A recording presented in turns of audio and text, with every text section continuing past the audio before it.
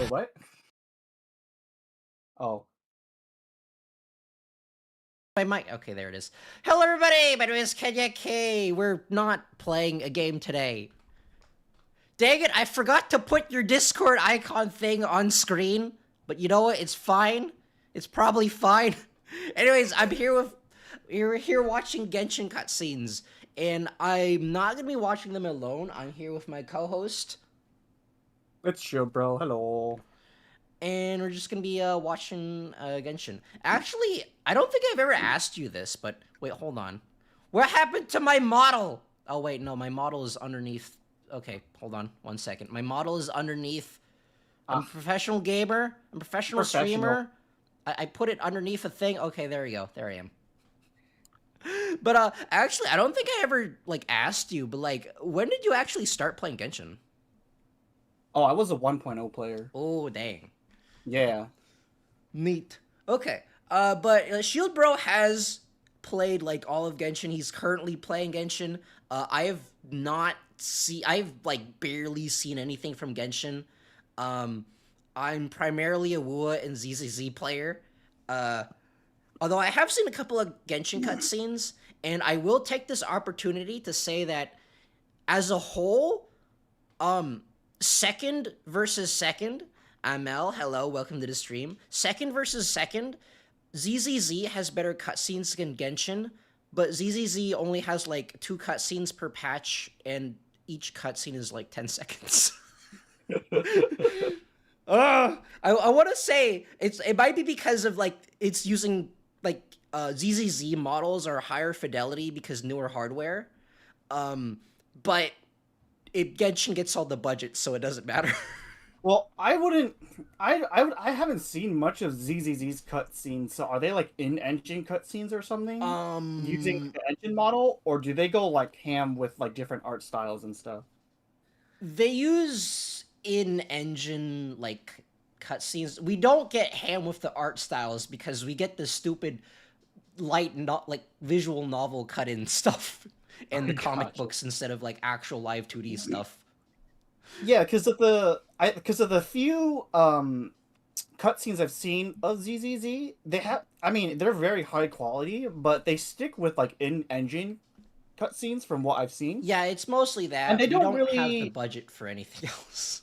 They also really don't delve into different styles like 2D animation No, or we different don't. art I don't. styles I or don't think anything. we have the budget for that. Instead, we get like the visual novel cutscene, like cutouts, and then the comic book stuff. Actually, no, we've like stopped getting the comic book stuff.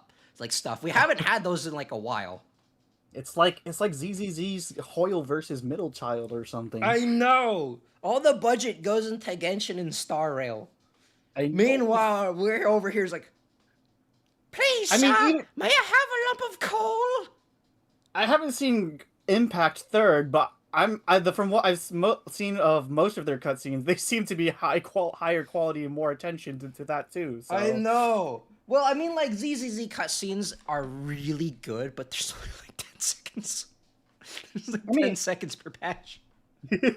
Ugh. Except for like 1.0, which we had actual proper long cutscenes, but then they just stopped because all the budget went into Genshin. which is a crying shame because like I was planning to like it's gonna be a long time, but I was planning to wait for ZZZ to completely finish the story before trying out the game as well. Genshin used to have rare cutscenes, but nowadays they're longer and longer. I did hear that. Um, which is like honestly good on them. I'm glad for Genshin. However, They it's not doing ZCC any flavors. they were Uh, also pretty short as well, if I'm remembering correctly. Like mhm. they were like minute max cutscenes in like 1.0 and stuff, and they really only start getting longer in like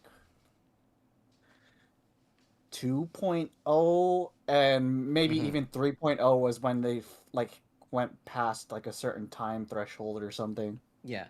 Like for Wuwa, the quality, like, not counting the story, the quality of the cutscenes for like 1.0 were really good. It's just that it didn't make that much sense because 1.0 didn't have a story. Uh, because I'm pretty sure you know why. Because most gacha games don't really have a Well, and on story top of at this that, point, the though. entire story just got rewritten like really shortly right before the game launched. Oh, So yeah, the, oh, we're the talking about story Wuwa. got Yeah. it got a major rewrite, like right before the game launched, and that's one of the reasons why the story for 1.0 is like, or 1.x is so bad. It didn't, although the cutscenes were still really high quality and they were really long too. It's just that it didn't matter because you don't care about what's happening because none of it makes sense anyways. Okay, let's actually get started. So I will be watching Genshin cutscenes. Shield Bro sent me this one. This is like, Two videos actually. oops, this is a wrong video. He sent me like an hour. No, like a 7 hour long video. Um, and this one other video that I will be reacting to. As a heads up, I am an animator. I do 3D animation. So this is gonna be hitting a little differently. Because for one thing, since I'm not playing the game, I'm not going to be as immersed. However, as an animator, I think it's really interesting to just look at stuff like this. Is it updated? I don't know. Is it updated? Shield Bro, is it updated? What is updated exactly? The video, like the 7 hour long video that you sent me. Yeah, this content creator apparently releases once every year to bring up to speed for each like version, basically. I mean, to be fair, even if it isn't updated, I don't think I'll get through 7 hours today. So, even if it's not updated, I can just like watch a different video. But there's no way I'm gonna be able to watch all of this in one setting. So I'm not opposed to just coming back and then just going through this again, or like just continuing off. And like, so basically what we're gonna do is I'm gonna be watching the cutscenes, and if there's like a piece of like a cutscene that's like boring or is not important or is like can be explained away, Shield Bro's just gonna like give me the context of what's going on, so I'm not like completely lost.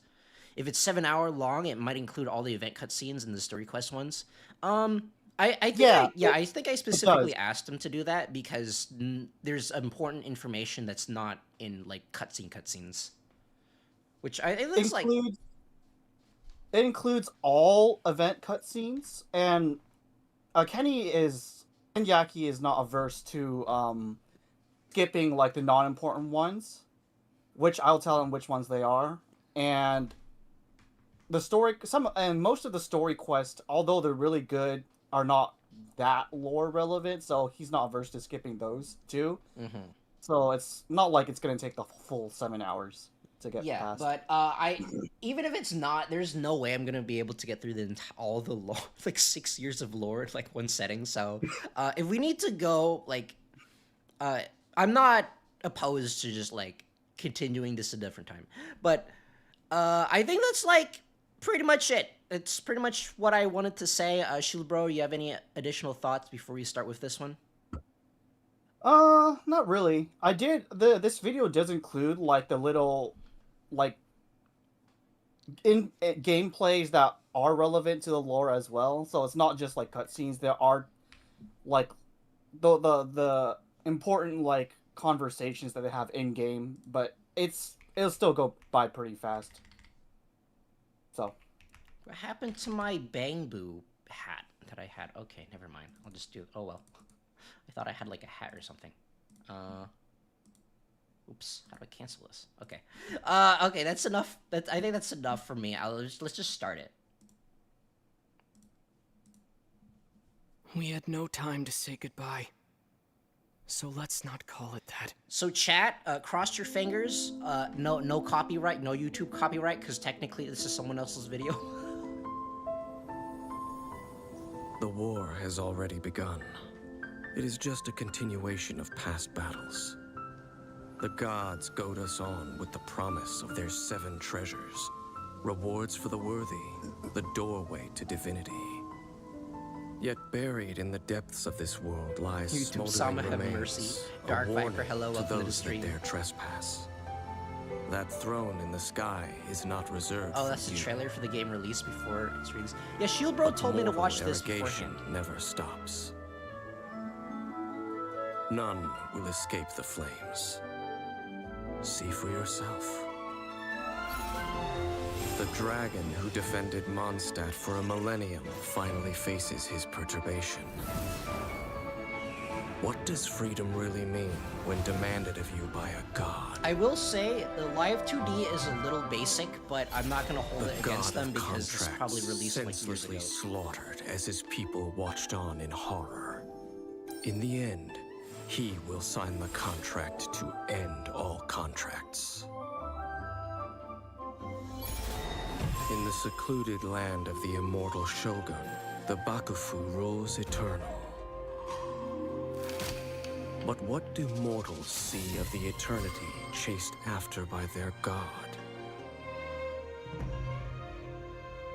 The god of wisdom's enemy is wisdom itself, and the oasis of knowledge is a mirage in the It's desert actually of really neat ignorance. that they like planned all of In the this ahead city of of scholars, Or at there least, is like, a push for folly.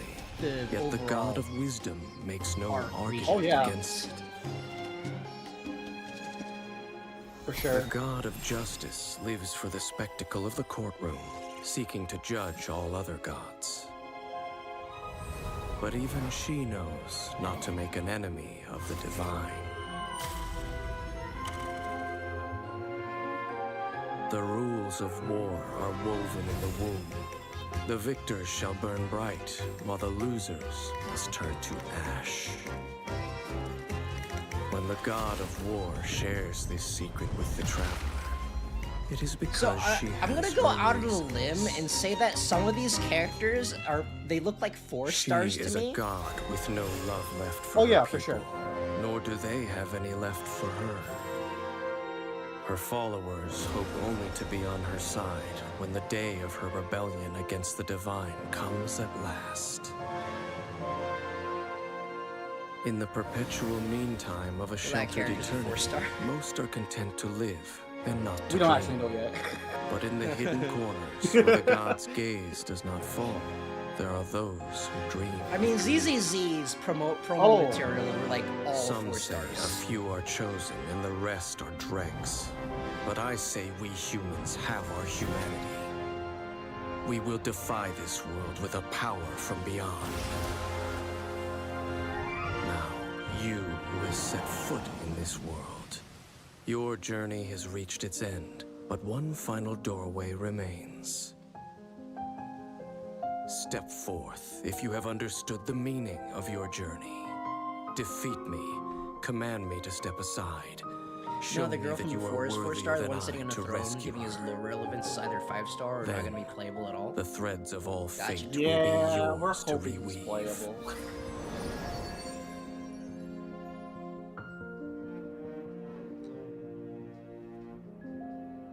My memory has all but faded completely. But I will always Actually, remember like, how much don't she tell me truly if this is loved these spoilers, but do flowers. we know who's talking right now? Yes. Yes, Okay. we do. Don't tell me if it's spoilers. It's not spoilers. Okay. It's literally that last guy that we saw. That Oh, was the him funny who's dude with talking. the funny hand. What happened to my... If you watch this, Uh-oh. YouTube! YouTube's bugging out! There we go. There we go. Fixed it. I fixed it. Why do I have, like, just Yu-Gi-Oh! In my recommendations? I don't even, like... This isn't my, like, the actual channel that I watch things with. I'm using my gaming channel. I don't watch anything from there. So now it's gonna be filled with nothing but Genshin videos. Bruh. He's not playable yet, but he's, like, the most important character after the twins. Gotcha. Basically, yeah. Actually, I was, I got curious. You know, actually, I haven't revealed this, on stream yet, but you know what? I think I will now because I think it's interesting and I've been, like, looking into this. I am actually Chinese, but I understand what, well, I know what Mandarin sounds like, but I can't understand it, and I've just been looking into it more. And I actually, like, I looked up, I don't know if you're aware, but, like, I looked up the Chinese name of Genshin Impact, and it's really interesting. I think it's, hold on, my pronunciation is probably gonna be wrong, but I think it's, Genshin Impact in Chinese is Yuan Shen. which I think means like maybe he's like fallen god or something. Hold on.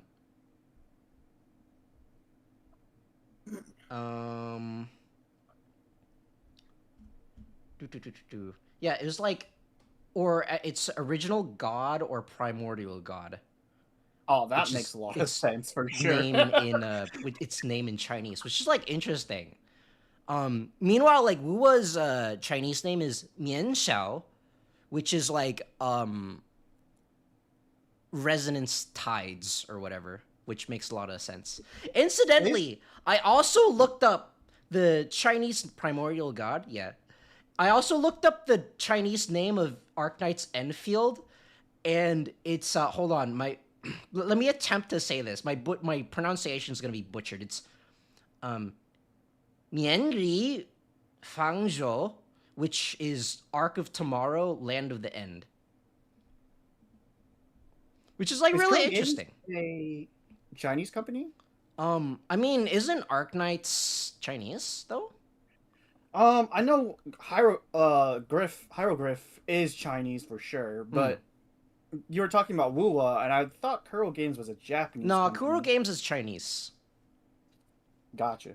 Incidentally, I also showed my mom some Wuwa cutscenes in Chinese, and it's like she really likes Male Rover. According to her, he has a really good voice, but it's hard for me to tell because Chinese sounds really flat. Pretty sure original server for AK was CN, yeah. And I think like Arknights is just Nianri Fanzhou. Actually, no, I think I'm saying Fanzhou wrong. Fangzhou, I think. My pronunciation is weird. It's difficult to pronounce because it's so long. Okay, that's enough. That's enough from me for now. Let's actually go and get started with the actual video. Video, you might 3 update spoiled. And if I missed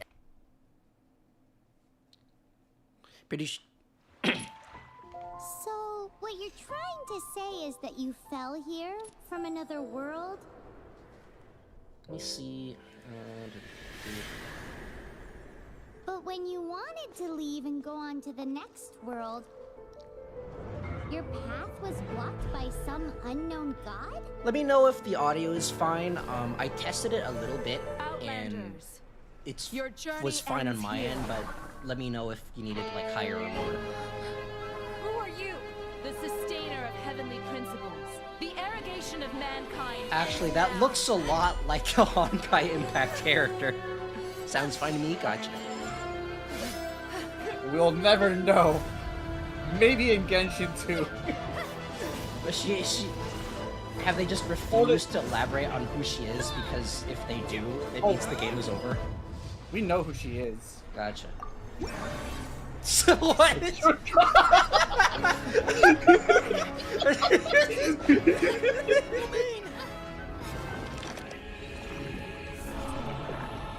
That's because she's from Honkai Impact originally? Wait, really? Okay, that's neat.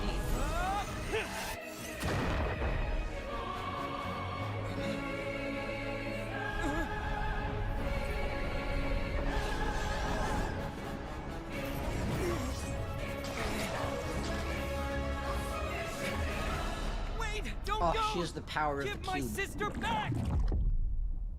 That's how you know that anime character is powerful, because all stuff goes And into cubes. just like some The kind of All seal was Spark. cast upon me, and I lost my Sam, power. you must retrieve the So All while Spark. we used to travel from world to world, we are now trapped here.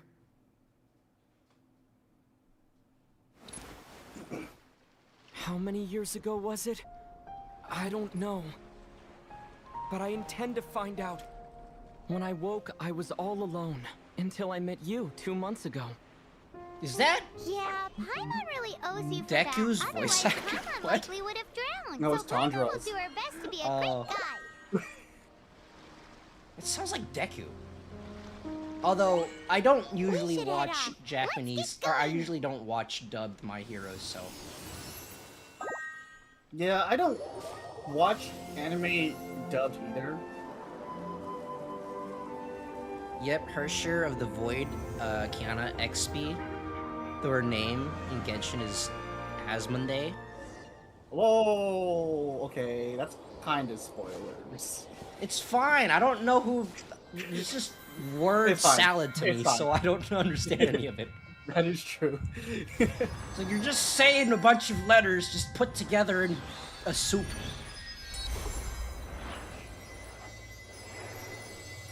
Yeah, basically he gets his powers at the Statues of the Seven in each different nations. Gotcha. Huh? Look at that!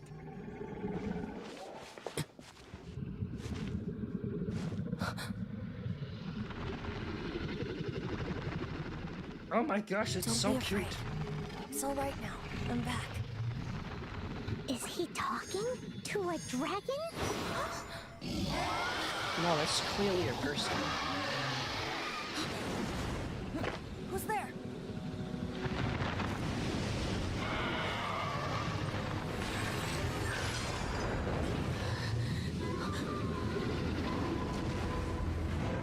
Actually, interestingly, now that I'm looking at the foliage is super Breath of the Wild.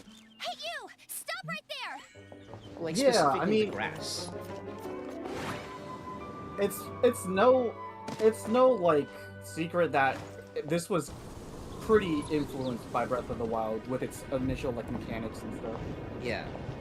I have seen the memes. Yes.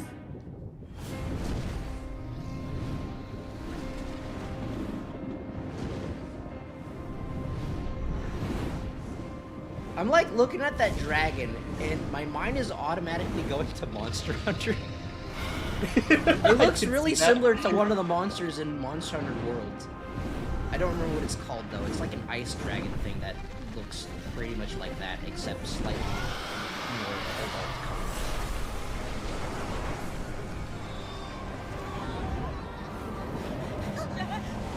It's fine! You may or may not take falling damage in this game.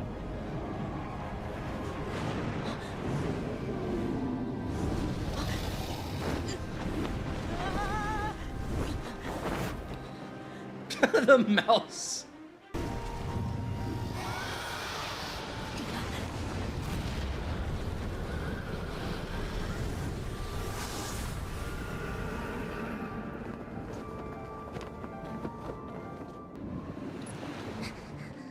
I'm assuming stuff is happening in between this. Yes.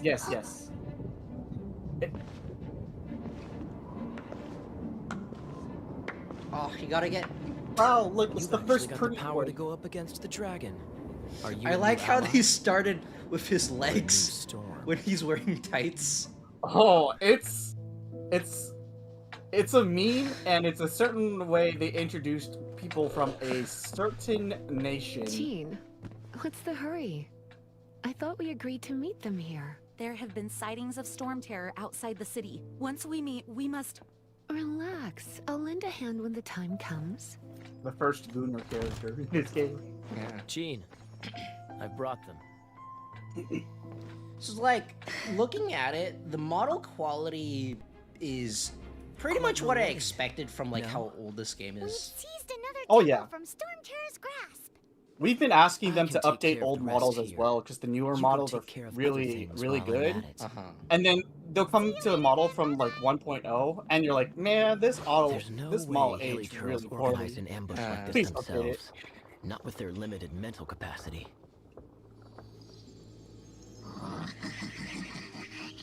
Thus you were behind this.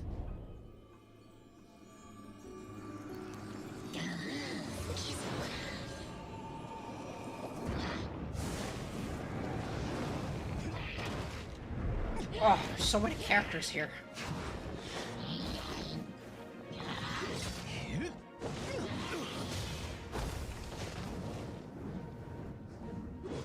Knights of Aphonius. All these first cutscenes are in engine, by the way. Gotcha. Agree to disagree. Yes. But your involvement in this just made things a whole lot more interesting.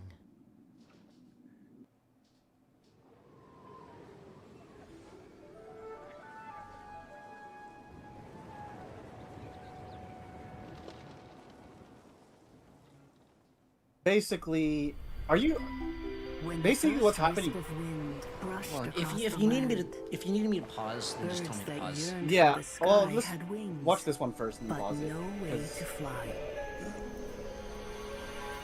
They asked the animal god, "How can we reach the heavens?" To which the animal god replied, They only started "You have pre-rendered yet to cutscenes later on. find Gotcha. that which is most important."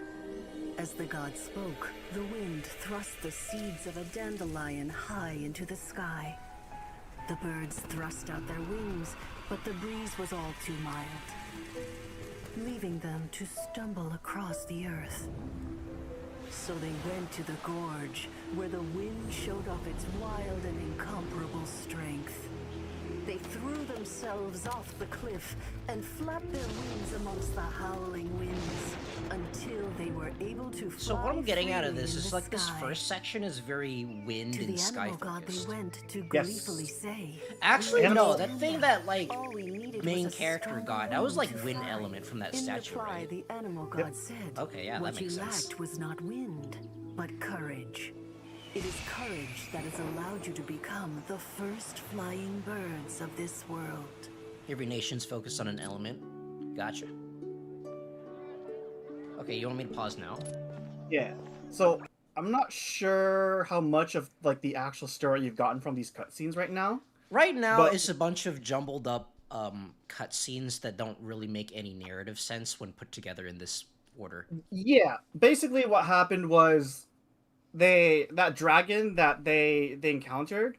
Basically, they're going to the city for the first time, and it turns out that dragon is a problem for the city. It's been terrorizing the city basically. So they need to hire And a monster basically hunter. they're basically addressing the problem of that dragon and that dragon. So they're going various places to see if they can like deal with it. And so are they like trying to like see if they can go into the sky to get it, or to try to get it down to them? No, that scene that's been happening in the past was basically them dealing with one of his attacks on the city. Gotcha. Yes. And then so like at this point, have you fought the dragon yet? Not as like a boss. Gotcha. Maybe like within the cutscenes you might do some stuff to the dragon, but you're not really actually fighting the dragon as if you're fighting a boss right now. Gotcha.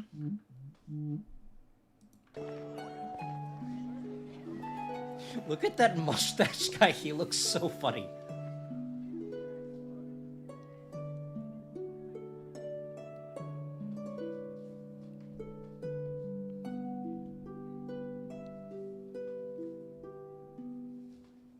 Need fast and safe game top-ups? What do you mean? Skip it. We're not putting top-ups on my channel.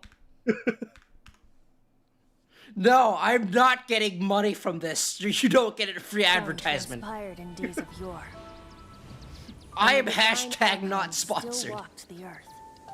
A dragon cast his curious gaze on the world below as he parted from the heavens that gave his birth. The dragon sought truth amongst common folk, but mortal trifles only fogged his mind.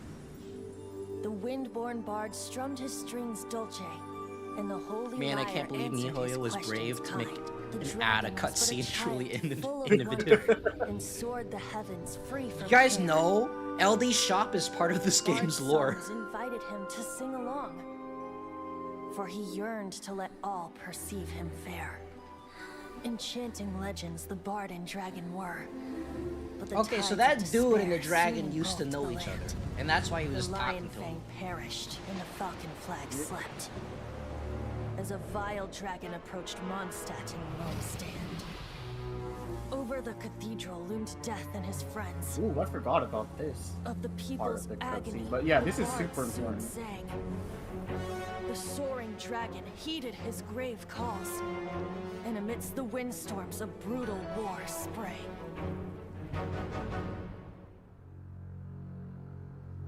Blood of venom sent the sky dragon into slumber, only to awake to be expelled in abhor. Why do people in this age loathe me so? But the holy liar replied no more. wrath and woe, vigor and venom, poured from the dragon's bitter eyes. The dragon's curse sprawled in silence, but the liar could no longer soothe his cries.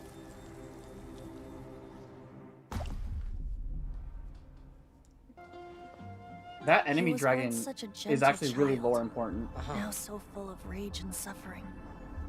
Wait, so I where also is what came is across that? a teardrop crystal. Oh wait, I guess Can he's you purify explaining it. Okay, maybe he doesn't explain it. I don't know what that thing is. Yeah, if you want to pause, I can explain some stuff. It's a tier of the hashtag kingdom. Yeah, so basically, I don't know how much you got from the previous ones, but basically, that dude and the dragon was fighting a different dragon that was like evil and stuff. They defeated it, but basically, first dragon got corrupted because by like the toxic blood and stuff. And that's what's causing him to rampage and rampage.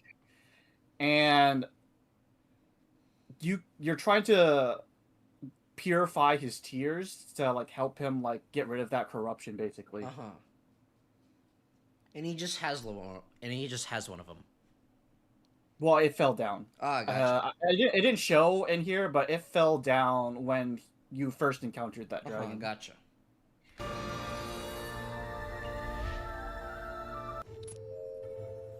Who are you? Oh, yeah, that was quite a skip. I'm Batman. Batman, come back! She disappeared.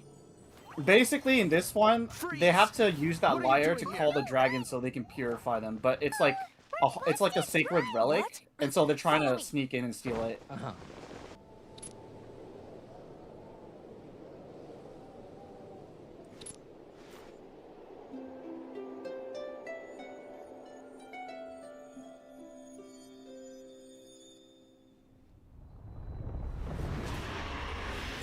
Okay, he's larger than I thought he would. He's larger than he looks. What has been done. And he speaks in English. Then why do I see sadness in your eyes? Is that- sadness that speaks of your yearning for this? Is that Tails? What? It sounds like Tails' voice actor from like Sonic the Hedgehog. Or at least one of Tails' voice actors. Wouldn't know. I mean, it's hard to tell because Tails has like 11 bajillion voice actors at this point.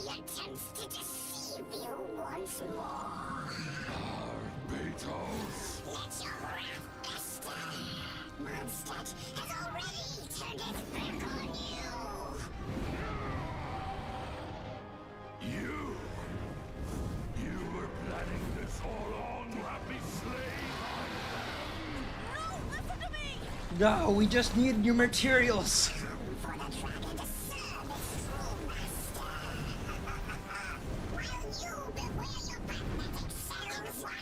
Yeah, if you haven't noticed, that green guy, the bard, is actually the animal Archon.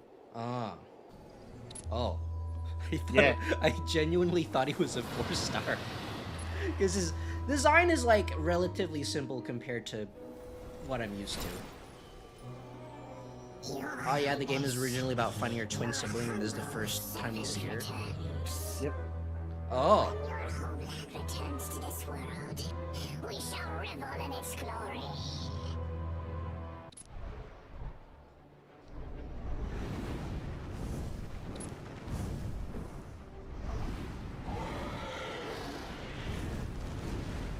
She evil. Yeah, actually, have you played the recent event that explains what the Abyss is?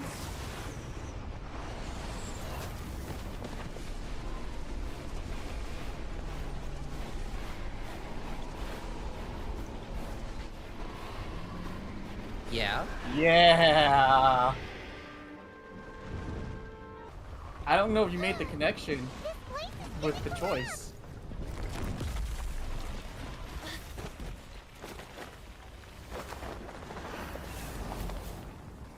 So far, I will say that, I don't know if it's different in the actual game, but so far it's difficult for me to relate to any of the characters because the cutscenes introduce them all really quickly.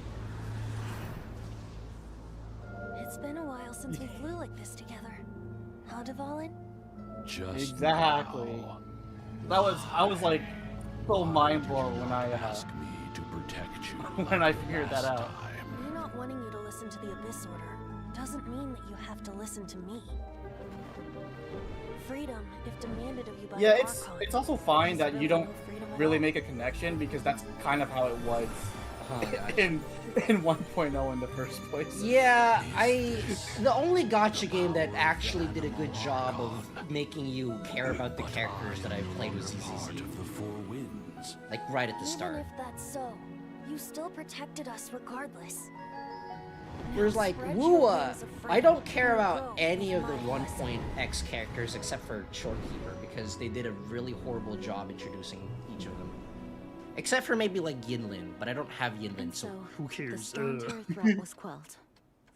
I clarified the Oh, so she got misunderstanding power to the crypt. citizens of Mondstadt and let them know that they are safe. To them, it seems Storm Terror attacked Mondstadt out of nowhere and then vanished just as quickly. They must be finding the whole ordeal very confusing.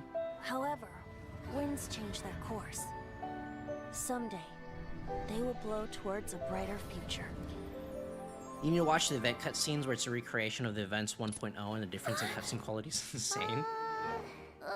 We won't get to that because it's gonna be the second or third stream or something because it's the recent event. We're not gonna get to it today. But I will definitely show him that. Oh, give it here.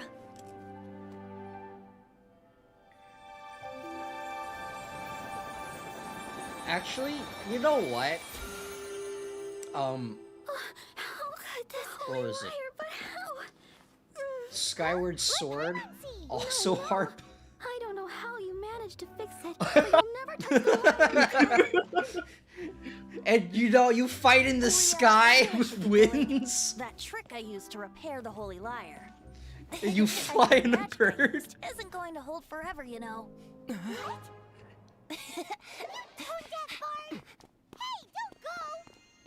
Oh,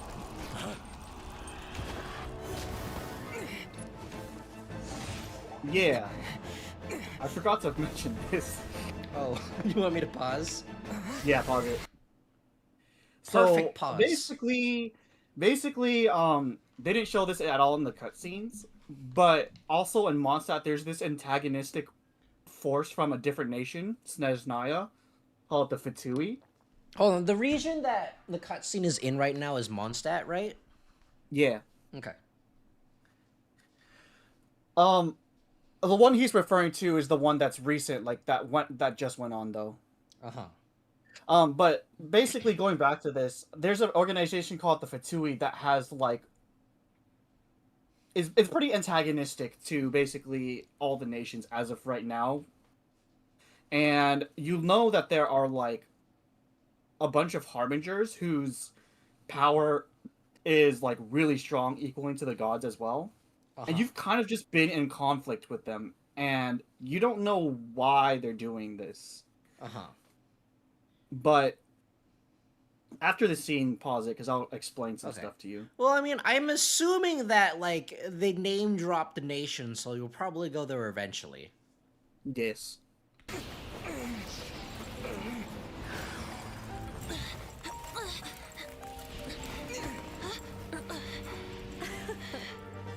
Oh my gosh, hot woman! Mondstadt's rodent ruler. Why are all the hot ladies evil?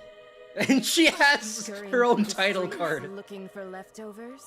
Oh, that. Mondstadt calls this a god? Yeah, the nation will be coming out in 6 months. Invasive vermin. Don't you dare speak back to me, insolent bard.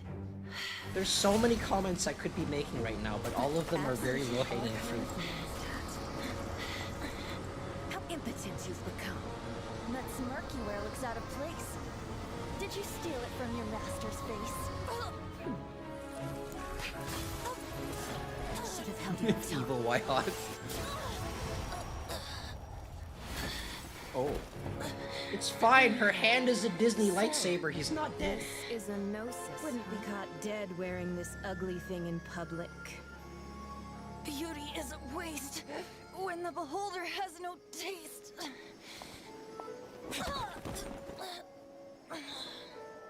Venti!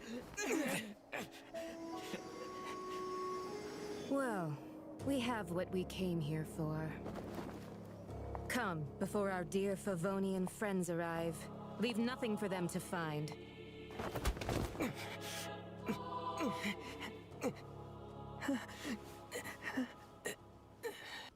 Okay. Yeah, so basically... hold on. I will say, I'm not holding this against the character, this is more of me, but one of my biggest pet peeves is when characters rap or rhyme in place of normal sentences. I hate that, and I don't know why. Oh. It's really annoying to me. So I'm like, okay, Venti, you've immediately lost like -5 points. I don't know how many points you have right now, but it's -5.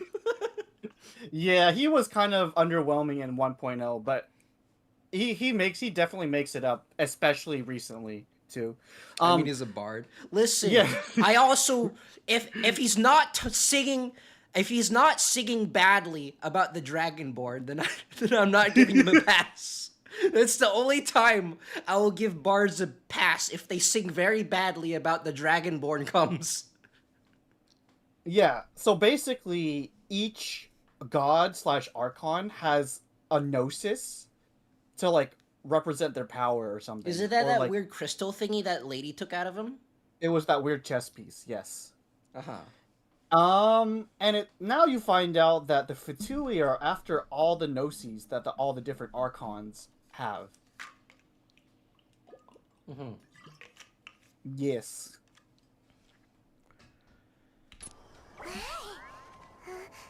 Xiangling... I think you could skip this one, technically. Not really lore relevant. Okay. I mean, do you want me to skip it? You can skip this one. Okay. Oh. I don't know where it skips to.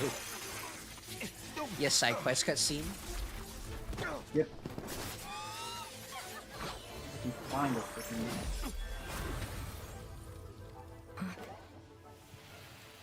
This one is... The Dark Knight hero is Master Diluc? Oh, you can skip this one too. There you are. Yep.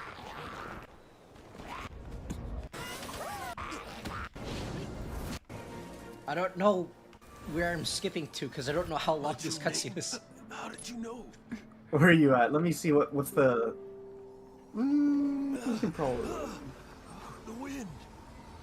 I can hear the wind blowing in the Mare Javari.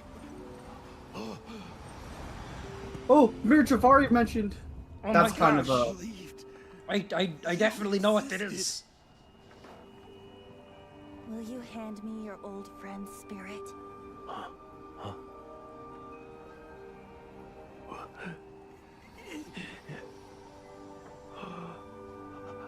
You can skip to 2430, I think. Okay. Where the Lord God, just as his great tower fell none too soon. Mondstadt began anew, the story passed down, and since then never has another worn its crown.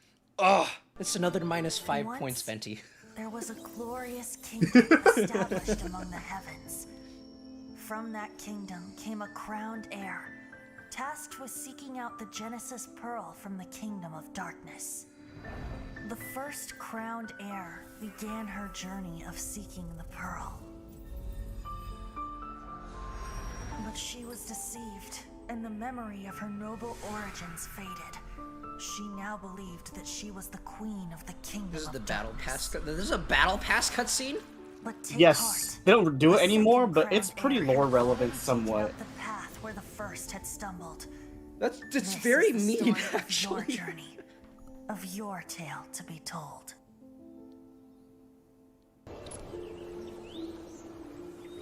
Lady Vanessa, I hope your watch over Mondstadt remains unclouded. I do not know if I, or the rest of the world, as you had hoped for, have become stronger. Huh? Oh wait, did the subtitles get changed? Maybe. Oh, I mean, it doesn't really matter anyways. You can skip to 2730 now. Okay. Yeah, we're basically done with the first region. Gotcha. My prediction? You know, like every Zelda game has got to have slimes.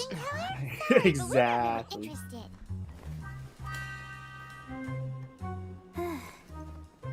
You're not from this world, are you?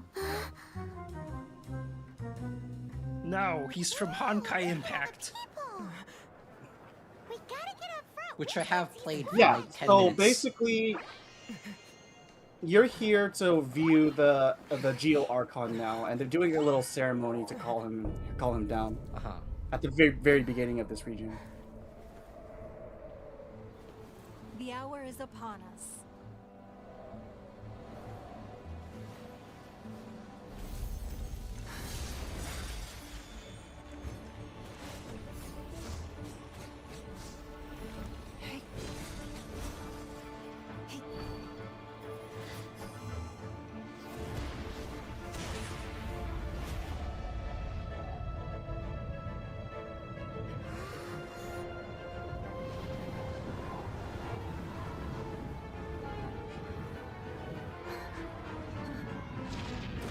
Oh, another big dragon. I mean, I don't know why I'm surprised, but Lady, what did you do? You killed him.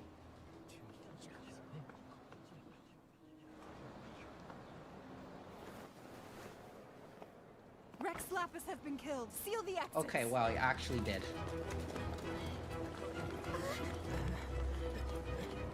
Alright, I'm going to have to change my mics for a bit, and my voice might go to a different quality, so... Okay. Yeah. She used Timu Dragon Balls. They're here. Yeah, actually, I was given the wrong Dragon Balls. I require larger dragon testicles. There's nowhere to run. Why the Traveler grow glowing blue already?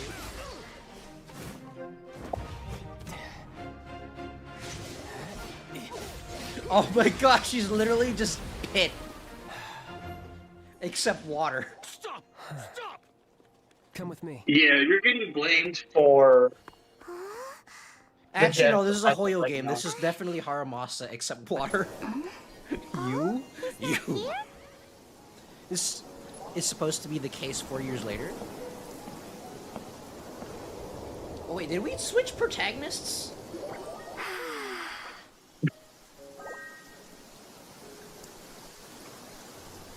To the blind, everything may not be as it appears.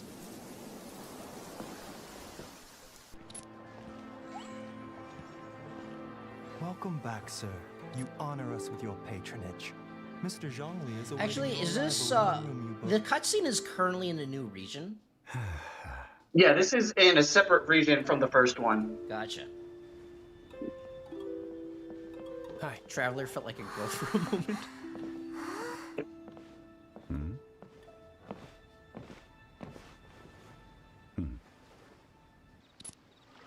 Traveler's like, oh boy, free food.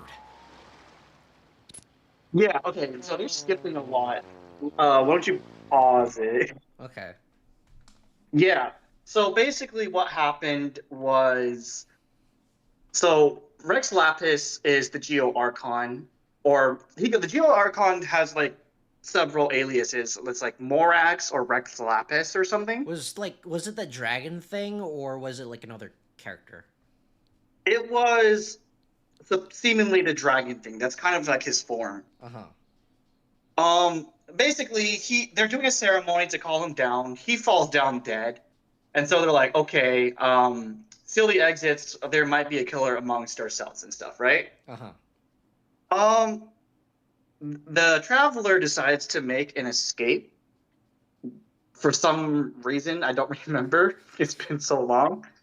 And so the guards catch him trying to escape. They chase him, and then that ginger-haired guy steps in and helps you escape.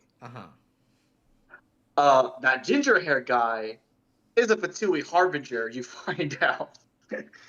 Okay. And so you're not entirely sure why he's helping you because you were seemingly enemies, in Mondstadt. So you're like following him, but you're like kind of suspicious at the same time. Gotcha. That's basically what has been going on right now. Gotcha. Yeah. Small child. She's a zombie, by the way. They say that when Lady Ningguang ponders important affairs, she retreats to her jade chamber. Actually, But now her I three think about it, closest confidants into I know why everyone makes fun of Hoyo Why bring second she season always these being trusted Space three China. to sift through sources, dig through documents, looking And I for think ZZZ was the first Hoyo game to have piece by second piece, area not be facts and Space figures paint China. a picture on the walls of the chamber. Actually, But you know well what? Never before mind. the wall is filled, No, season Lady 2 is actually Ningguang's Space mind China. is made up. This is 1.0 still. Having made her call, she has Yeah, every season last 2. document If you're saying season 2 and you're referring to like patch 2.0, that's technically Inazuma, which is Japan. ZZZ season 2 is China. billow in the wind like a sudden swirling But yeah, I can see why everyone makes As fun the of second fragments area fall, being China. Traces of text flicker before the eyes of the merchants of Liyuan. Yo, that's the same with Enfield as well. That's funny. The saying goes. Now, was it the same with Wuwa? No, that was Area 1. For the words of the Tien Twin have the power to move mountains. Wuwa went to China faster. Know it. Area 2 instead we go to Japan except snow. Not bad. Your swordsmanship is quite Yeah. impressive. Oh my gosh, his weapon, it turned purple. That's about No. as far as you'll get.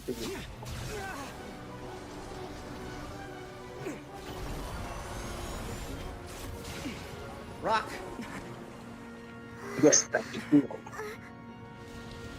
He's becoming the Avatar. Only the Avatar will Didn't think you ignite had all that nations. card hidden up your sleeve. You were just playing it to get close to the Exuvia! Oh, quiet down. Stop acting like some wide-eyed recruit. You've seen this world. You of all people should know. This should have been expected. Oh wait, the dragon thing. It's seemingly not dead. Well then, I'll be taking more Axis Gnosis now. So the Gnosis thing is that one like little this is thing most that the other lady took out of the guy's chest, right? Beat me to it, didn't you?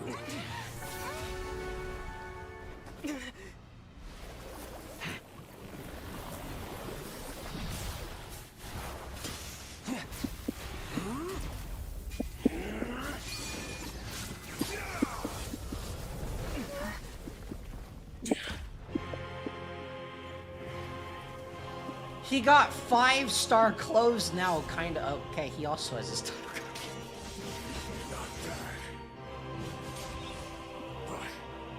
This is going to cost you!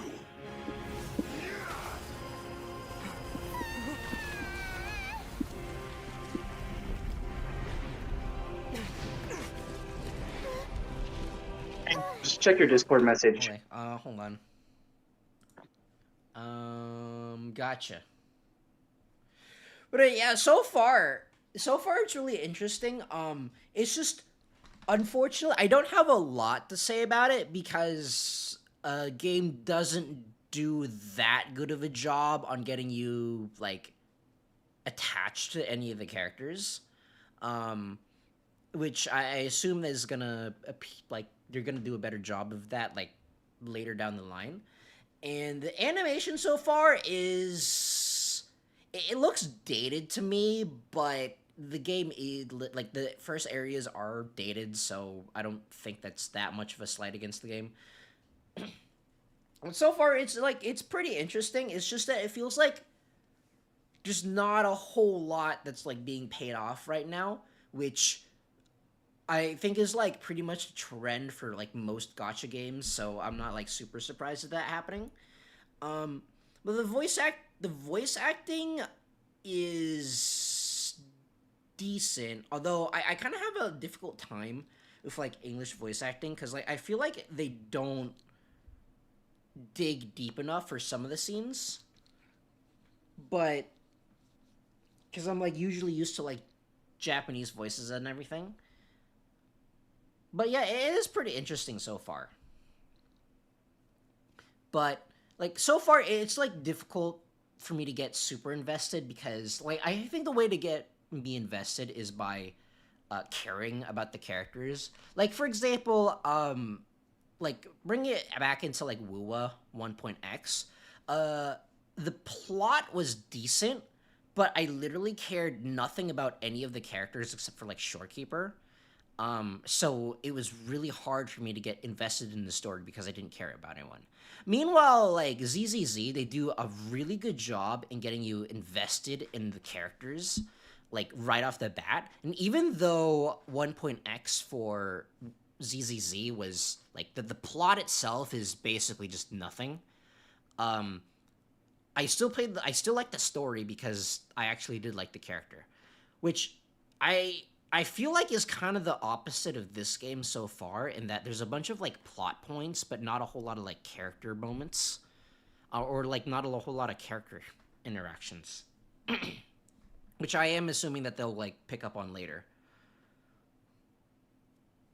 But it is also different because I am having kind of a difficult time telling who's like a 4-star and who's a 5-star because the 4-star and 5-star designs look really similar to me, or at least like the 5-star designs. I'm used to them looking more elaborate, like if that makes sense.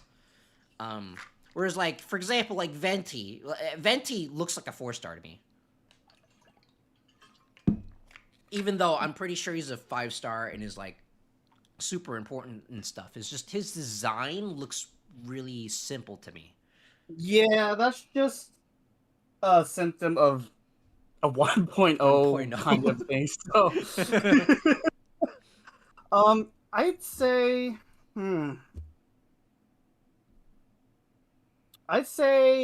starting 2.0, it gets a little bit better. And then, let me see, 3.0. Not really in 3.0. You kind of can't tell in 3.0, but definitely in like 4.0 for sure.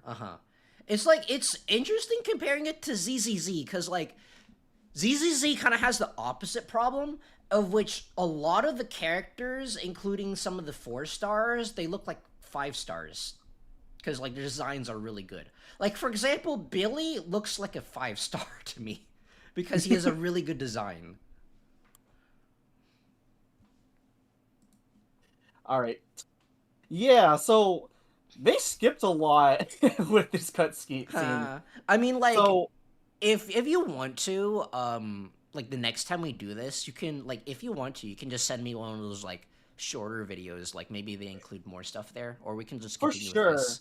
We might get to like we might stop at Sumeru, and Sumeru's where it gets good, but like you for if it's like this for Fontaine, Natland, and Luna, then you'll probably want a more in-depth lore probably because video. like as of right now, I'm not really getting a lot of this because it feels like I'm missing a lot of the character interaction.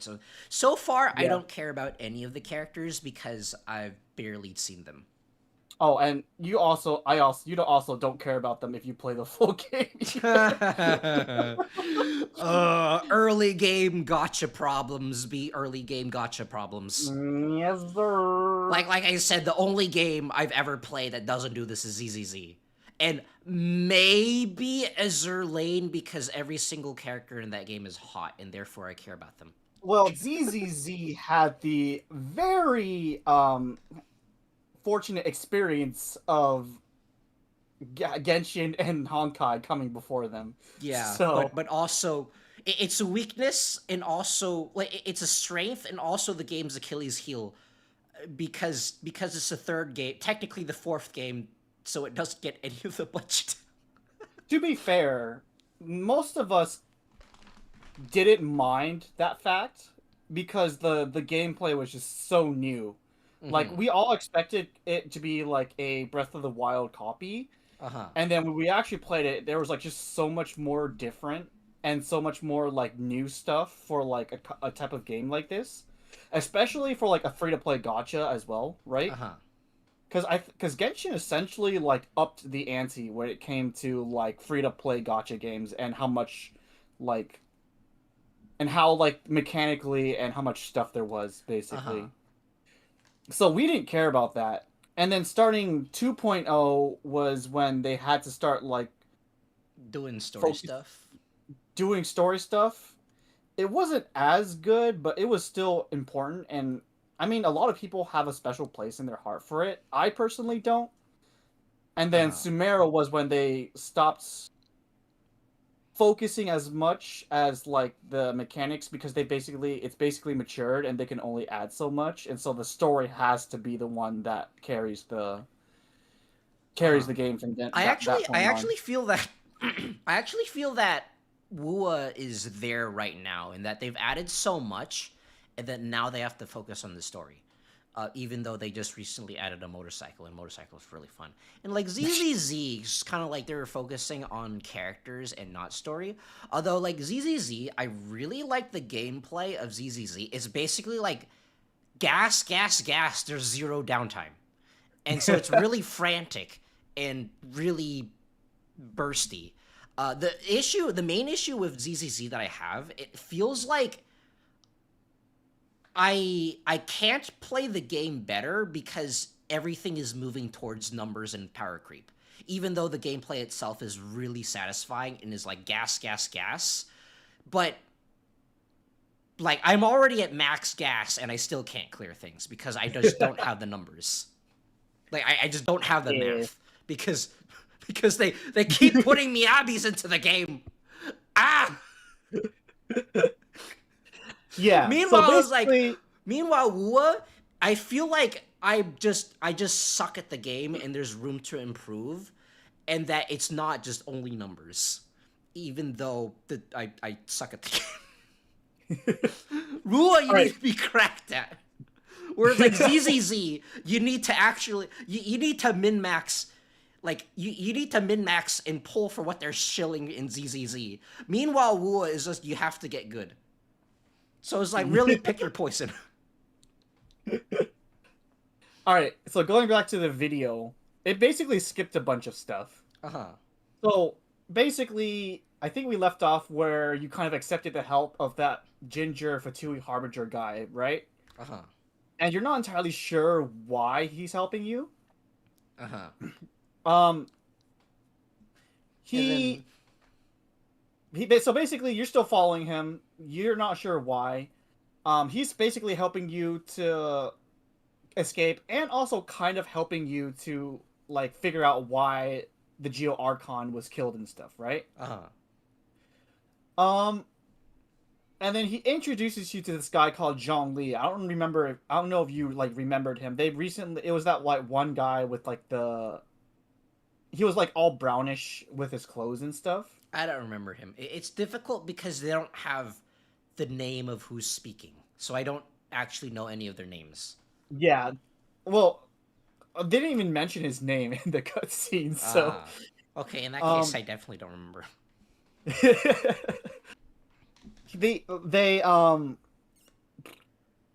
Basically, while the authorities are figuring it out, Zhongli is actually taking a different approach. He's like a traditional kind of guy. So he's more focused on doing a proper burial ceremony for the Geo Archon. And so he's having you do stuff for him. Doesn't show in here because there are no cutscenes whatsoever. So just to clarify, Geo is what this game calls Earth? Earth, yes. Gotcha.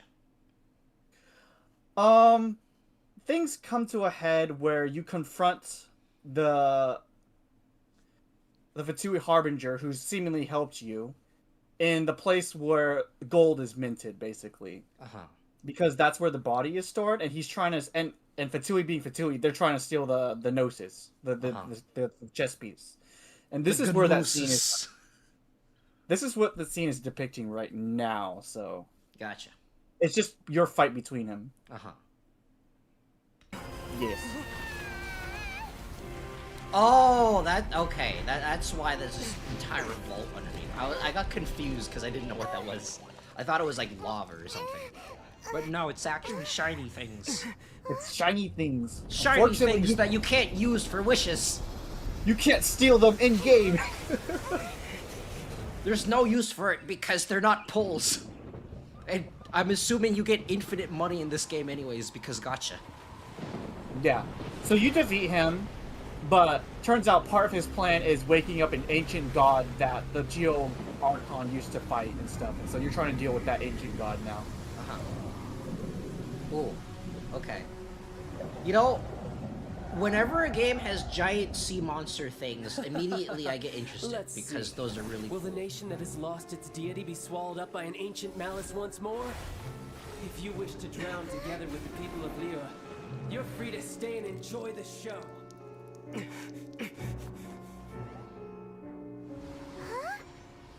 Actually, I want to just like go back. You're free to stay. Traveler's Run animation looks really. It actually looks really detailed here. I want to like break his run animation down. It's like actually really cool. He's like he doesn't run. He doesn't do a stock run. He kind of just like shifts back and forth like here, kind of like a snake. Which I actually think is a really neat detail. It's not a standard run. Huh? He's already gone. That guy is fast. What's going on?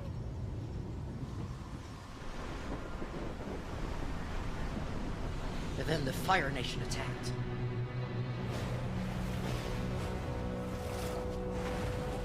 Wait, is that thing in like the sky? Yeah, it's a floating pavilion. Ah. Yep.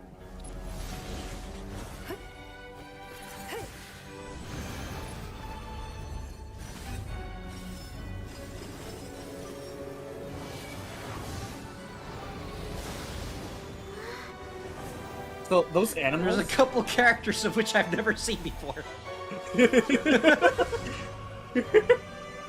Yeah, it's the problems with only watching cutscenes. Yeah.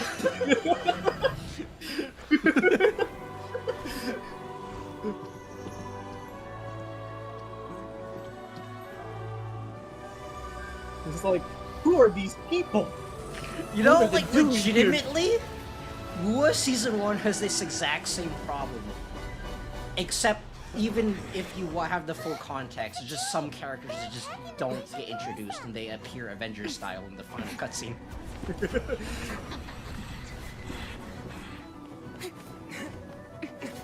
Yeah, but so you saw those animals in the background, right? Yeah. That were standing beside the main characters. Yeah, those like little, those deer-looking things.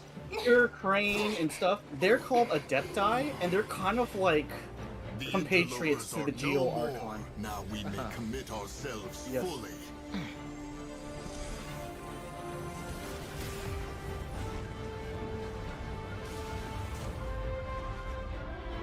So think of like Adepti as like divine compatriots of the Geo Archon. People like pray to them and stuff. It's working! We just need to keep this up!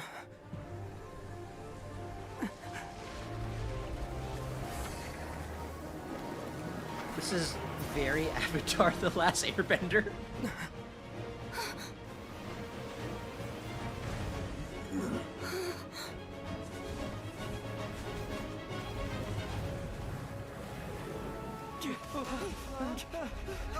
It's fine, it's just water. It's just raining a little harder than usual. What do you mean? Don't you know that water is very heavy?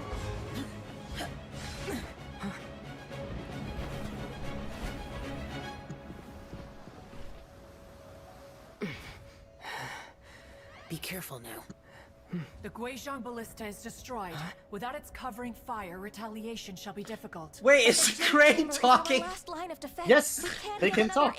No matter what. This is, I don't know why. Actually, I knew that they could talk. It's just that randomly the bird beak moving and then words coming out of his mouth is what got me, and I don't know why. Like, even though I've seen the dragon talk, is for some reason the bird is what got me. She actually gets a human form. Ah, gotcha. And a playable human form that actually, and her character class is like one of the best in the game, in my opinion. Gotcha. What do you mean, Lady Ningguang? I'll sacrifice the Jade Chamber. What is the meaning of this? Is what they're stating on the Jade Chamber? Yep. Okay. I understand. Also, what is the Jade Chamber? That thing. Gotcha. In terms, the Jade Chamber is like her house, basically. Ah, gotcha. Basically, she's the big, she's like the, leader of, Leeway, like the human leader, because since Leeway's the nation of contracts and Mora, she's like the and her richest house explodes. And so, as a symbol of her power, she builds that Jade Chamber, essentially.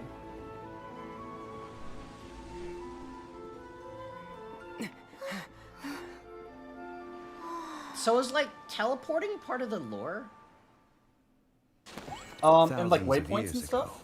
Well, I mean, because they all just and I teleported there. fought against the turmoil that plagued every corner of this land. There's one guy that kind of teleports, but that's part of his power. Guy's Stone Forest, where I sealed many. Also, did they switch protagonists, or is this cutscene play and use the protagonist that you didn't choose? They're switching protagonists. Okay. Yes. Gods with my spears. Yes. After if so you didn't long, know, that dude is the Geo Archon. Not but folk His tales voice is remain. very familiar to me, and I don't know where I heard it before. You and I were foes. But our ancient grudge This is gonna but bug a me bygone memory now.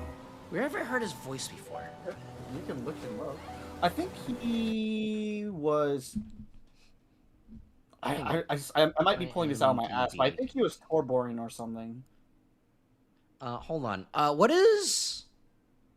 Hold on. Let me look at a Genshin Wiki. Genshin Wiki. Hold on. What is this guy's name? It's gonna bug me until I find out what it is. How do you spell that? Let me try to check it out. Zhongli. Zhongli. Ah, I would have never have gotten that. Okay, who voices this guy? He sounds really familiar. Oh, this is voice actors. Keith Silverstein. Let's see here. Is he in any games other than this? Because okay, Soul Calibur. He voices Vector the Crocodile? Huh? What is it? What is going on? I don't know if you know what that. I don't know if you know what Vector the Crocodile sounds like. He sounds like this. Hey, Sonic! Would you like to take a loan out of the chaotic industry? He literally sounds like that. That's hilarious. Wait! He plays... I know where I heard him before. He plays Nazim from Skyrim. Hey, you. Have you been to the Cloud District before? Of course not. What am I talking about? He plays Nazim? That's so funny. And that's where I heard him from.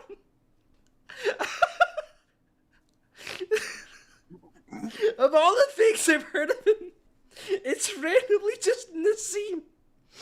Oh my gosh, it's so funny. Okay, let's get back to... I can't unhear Nazim now. I don't know if you've ever played Skyrim. I've played parts. You know who like Nazim is? He's one of the most famous NPCs that has no part in this story. His only function is to make fun of the player and then just move on. Like everyone, like the one line that he keeps saying is, when you go to like the Whiterun City, he is like, "Have you been to the Cloud District?" "No, of course not. What am I talking about?" And he just walks away. Like that's all he does. And he's like a big meme within the community because he just makes fun of the player and then just walks away.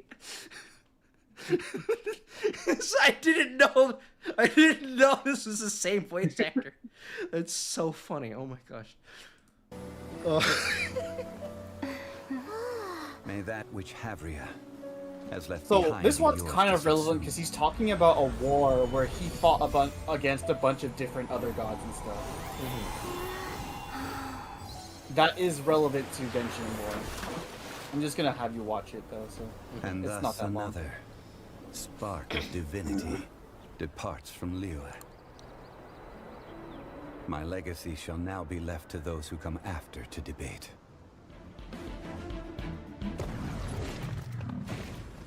Alright, you can skip to 42:30. Okay. Moment. The guild believes the meteorites to be highly dangerous. It's not this one, you just wait for the next one. Okay. Hi! Hi! It's you. Sounds interesting. Mind if I join you? It does sound interesting. What ho! We meet again, vagrant of Inazuma. My retinue and I were just...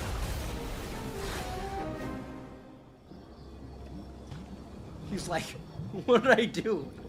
The first time the Millilith were present, I had to forego the chance to strike down Mondstadt's savior. This time was a perfect part moment. 2. I was mere seconds You, away. part 2.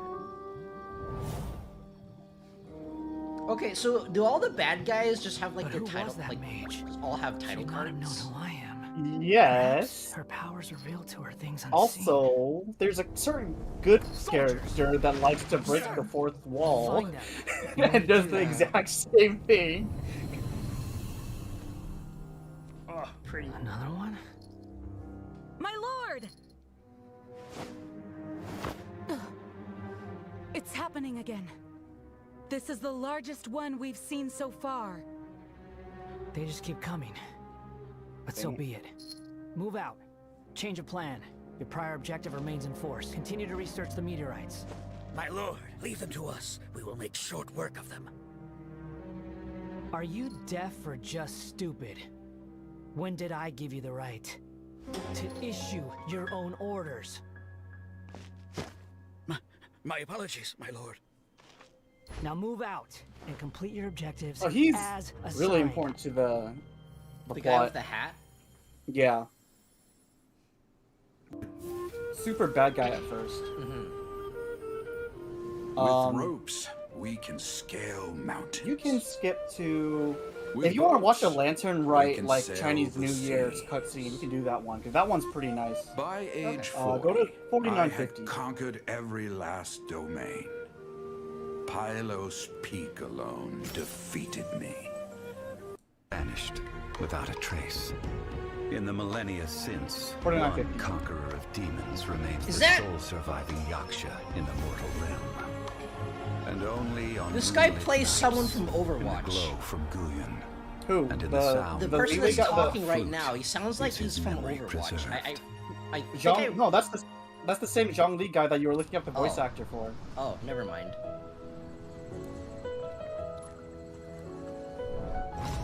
I mean, maybe he does play someone from Overwatch. I didn't look at his entire IMDb page. I just saw Vector the Crocodile and then randomly Nazim, and I didn't, and then I just lost it.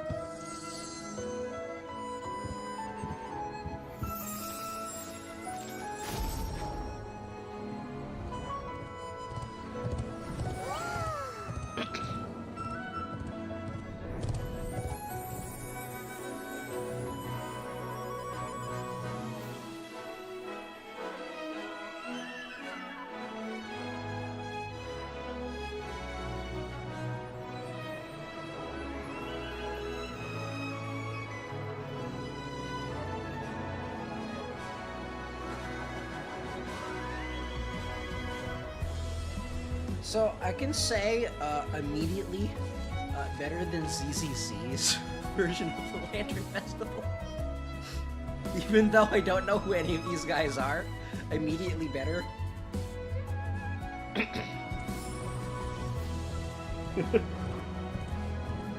I mean, like ZZZ, we got Astra Yao, and like that's basically it for Lantern, right?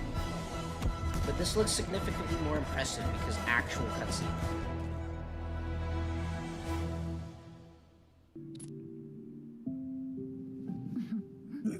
The Windbloom Festival originated in the Crown of the North, the city of...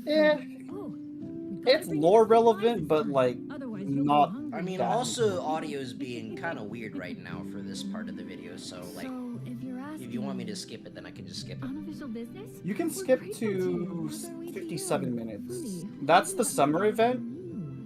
Oh, gotcha. Which in general is not lore relevant in like the bigger sense, but it's more of like it builds up to. Yeah. Well, I guess I'll just skip it because the audio is being kind of weird. Did I skip too far? No, 57.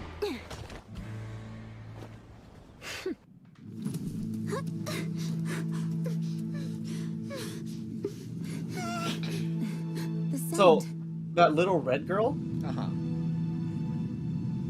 She's a terrorist.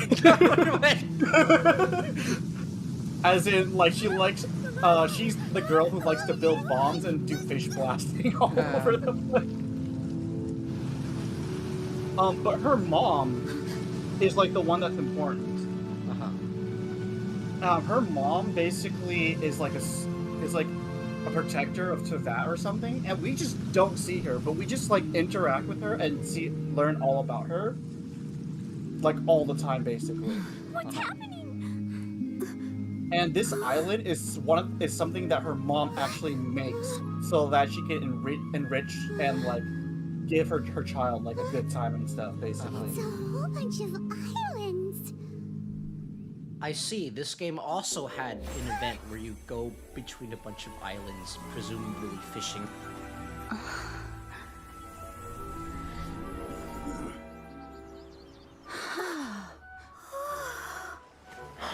I don't know why, it's not related, but this is giving me a lot of Wind Waker vibes. This was the event that first introduced boats, so that little boat that you can use to travel. Gotcha. Yes. So we'll meet again. Did we switch protagonists again? We need not rush, sister. We did. I have more than enough time to wait for you. Okay, so we skipped a bunch.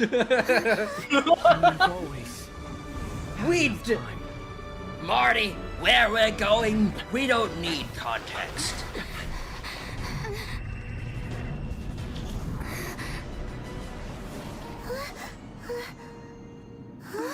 If you want to pause after this cutscene, I can explain. So, basically, this is like the Conria quest, essentially. It's like your quest that alludes to like a certain nation that gets destroyed. We don't learn much about that in the first place, but in this quest is the quest that we learn that your sibling has ties with the Abyss Order, like the main bad guys of this like game, and we're trying to figure out why. And that guy that you're with, that we learned that he also traveled with your sibling, and that he's at least 500 years old. Okay, dang. Yeah. Is it confirmed how old main character is? We know that he's at the very least thousands of years old. Gotcha. Yeah. Okay. That's actually very similar to Wuwa's, actually. He was once a good friend of mine. One day he asked me about a sword art of which he had heard, the Musono Hitotachi. Oh, this one's very important. I told him it can only be witnessed when divine punishment is administered. It is the pinnacle of the Raiden Shogun's skill. Raiden Shogun in the is next area, right? Power. Yes. But he replied, Raiden Shogun is the there Electro must Archon. be one who can withstand it. There will always be those who dare to brave the lightning's glow. Then, the Vision Hunt decree arrived. People's aspirations were stripped away as the Raiden Shogun began to construct her ideal of eternity. While I was fleeing from place to place, I heard that my friend had challenged the Vision Hunters to a duel before the throne. A solemn yet brutal challenge. The defeated face divine punishment, while the victors gain a second chance.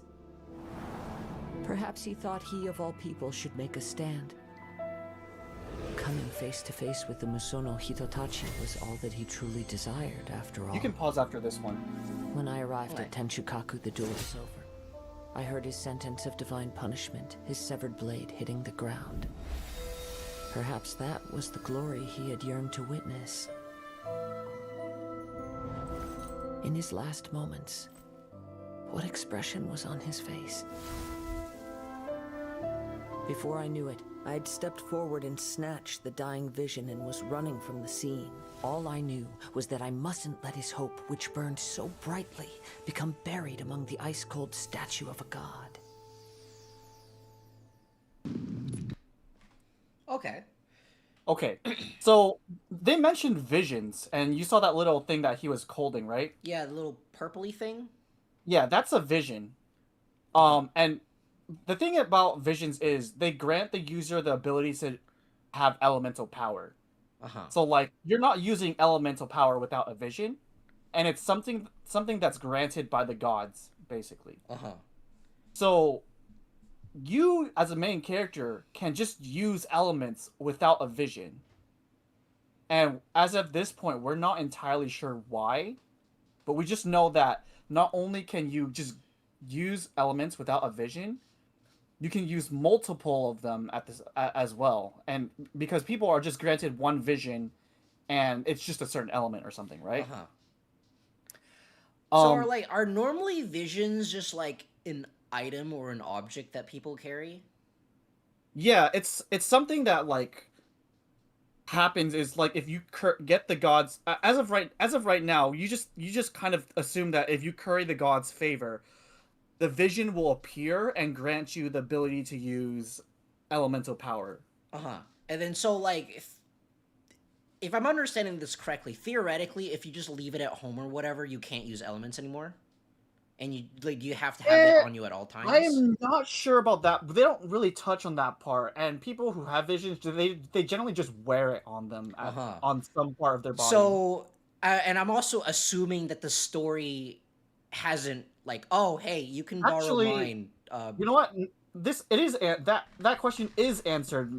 So, yes. I don't know if they're gonna explain it more in the cutscenes, but if they don't, I'll expand on it if they do. But if they don't touch upon it, I'll explain it. Okay, gotcha. Yeah. But mainly visions grant the user elemental power and are a gift essentially from the gods. But the traveler, for some reason, doesn't need a vision to wield elemental power. Okay, immediately Chinese wait, that's Chinese Viking ship. Yep. That Inazuman guy, that Japanese guy that you saw in the previous cutscene, is actually a member. Yeah, see, he's actually a member of that fleet. Because he's basically run away from Inazuma because of the Vision Hunt decree. Gotcha. So see on her hip that she's just wearing it on her. Yeah, gotcha. Does the color of it mean anything? Yes. Gotcha. So I'm assuming the purple one is like dark or whatever this game's version. The purple one is Electro. Ah, gotcha. Actually, so that also makes sense. Animo or Wind is green. Geo is like brownish yellow. Electro is obviously purple.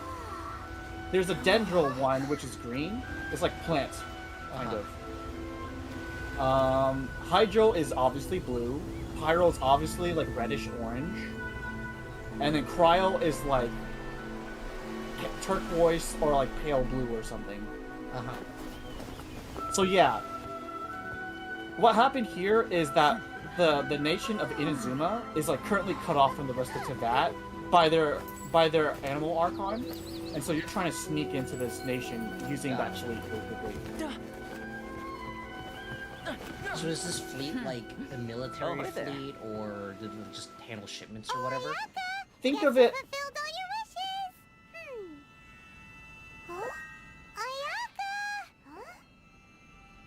Think of that fleet as like a mercenary like naval group that's on good terms with the government or something. Gotcha. Of most governments.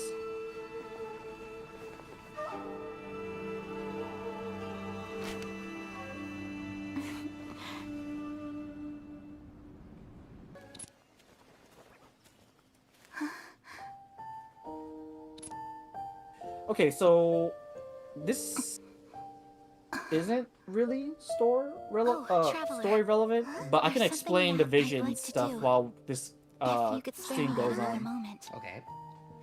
Basically, the Electro Archon has basically instituted a vision hunt decree where they confiscate the visions. I'm gonna pause it right there. MC is wearing the purple thing. Does that mean she has electric powers right now? Yeah. Okay, neat. Yeah, so they're in game when you resonate with a certain element, it changes a certain color on your on your costume to indicate which element there is.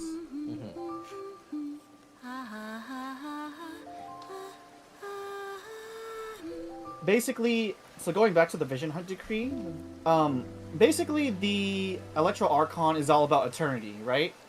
Each as of right now, each Archon is about a certain concept. So the Animal Archon is about freedom. Actually, do you want to pause this? Okay.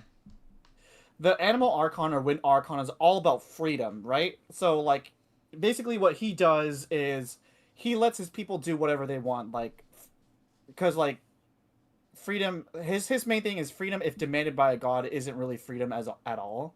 So he's like very hands off, right? He does step in when Mondstadt's like in like existential danger or something, but other than that, he's like a hands off kind of person. And because of this, like good things and bad things happen, right? So like good things is they can just develop their own nation as they please and not have to worry about the wind god stepping in, right? Yeah. The bad thing is, well, that also means that bad actors within Mondstadt, if they rise to power, can just totally oppress the people and stuff, right? And that's actually what happened. There's this aristocratic family that rose to power and started like really like oppressing the people and stuff. And so like that kind of a thing happens with the God of Freedom, right? Yeah. The Geo Archon is all about contracts. Like you make a contract, you honor your contracts and stuff, right? Yeah. And the Electro Archon is about eternity. Well, in this case, her version of eternity is that things should just stay the same, right? Like anything that changes threatens eternity, like the concept of eternity, whatever she's... So she decides to enact a vision hunt decree where they confiscate the visions of like people within Inazuma. Well, we learn in Inazuma is that visions represent a person's ambitions. So, like, and it could be anything. Like, you could be like ambitious to the point where you want to be like the greatest chef or something. That would count towards ambitions. But if you have some sort of ambition and it's strong enough, the gods will grant you a vision. And because of those ambitions, they kind of represent a threat to the Electro Archon's eternity. And so she basically confiscates them embeds them in like this statue in like the main square of Inazuma. Well, because the visions represent ambition, a person's ambition, and they're confiscated from them. They're essentially taking away their ambition, so they lose their reason to like do stuff, because they were all in pursuit of the ambition of what that guy was, of what the person was going for and stuff. Actually, like, did they ever resolve what happened with like the Earth Archon? Because like, isn't he like, as far as I know, he was dead, because I don't think I saw anything after that. It was a red herring. Basically, what happened was we don't know the exact details, but the Geo Archon Zhongli, we learn, actually makes a contract with the Fatui, and we just know it's a contract to end all contracts is what we learn. We don't actually know specifics of it, but we actually learned he willingly gives up his gnosis to the Fatui. And since the most of Leeway believe that the Geo Archon is dead, they start to like take care of their own affairs, and it's kind of what we kind of learned, that maybe that's what the Geo Archon wants in the first place. All going back to the contract to end all contracts of some sort. We kind of still don't know what it's about.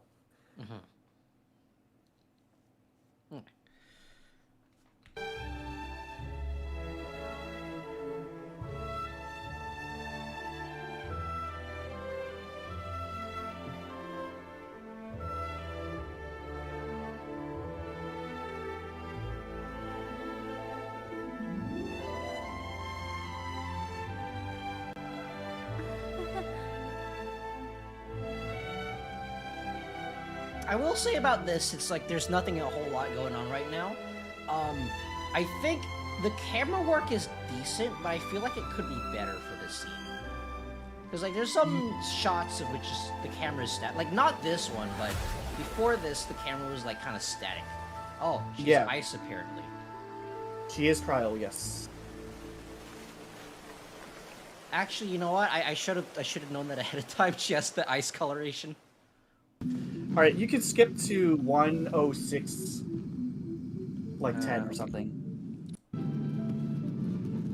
Oh, it's because these are like story quests in between like the version quests, basically. Gotcha. Keisuke. It's this guy.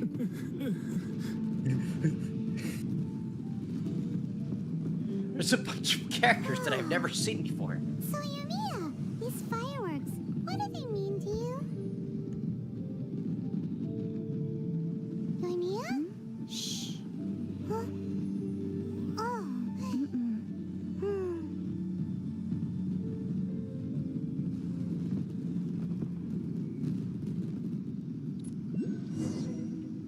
Okay, this is main story quest. Basically, you confront the Raiden Shogun for the first time.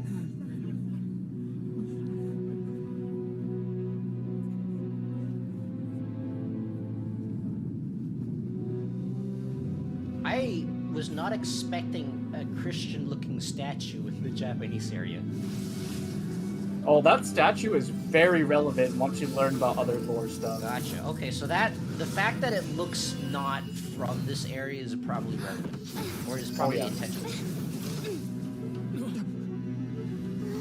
We got the shiny.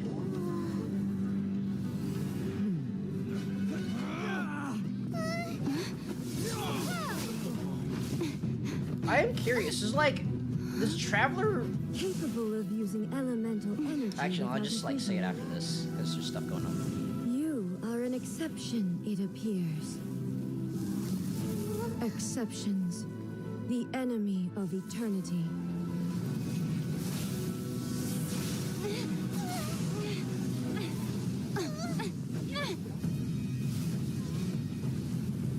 Okay, it's a sword inside of her. It's a booba sword. It's the booba. She kept it in her hammer space. Her hammer space is her booba. You will be be inlaid upon this statue.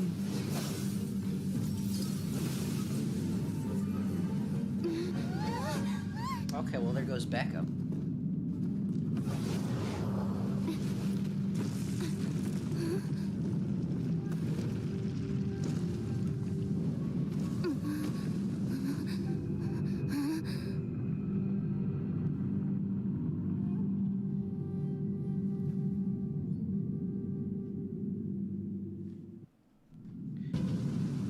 Do you actually like do fighter like right after this or something?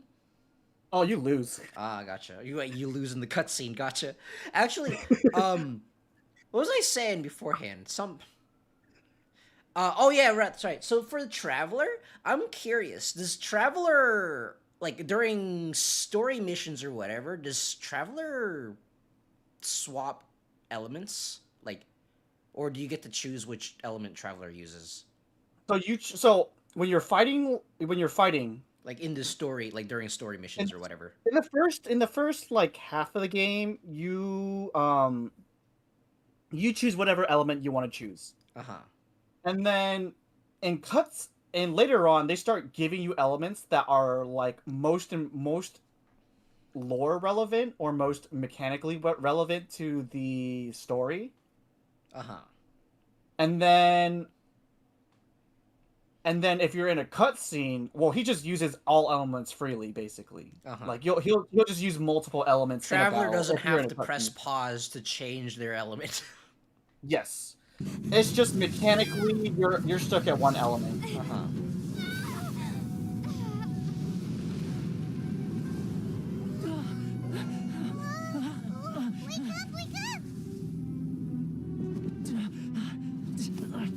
Well, you could have done that earlier, my guy.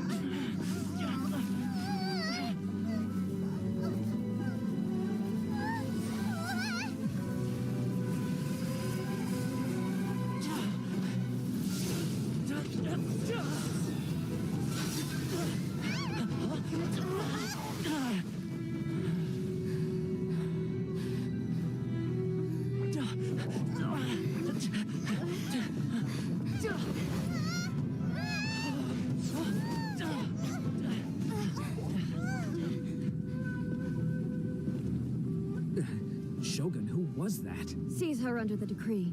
Huh? Next time, I will strike twice.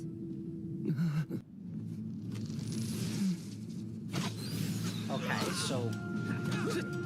Okay, and after this, basically, you escape to an island that's actually, like, against the Shogun.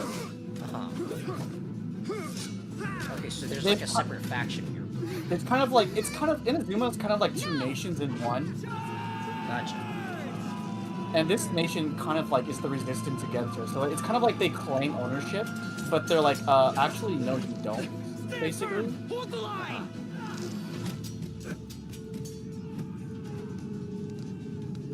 And this actually comes more to the head because of the Vision Hunt decree, I believe.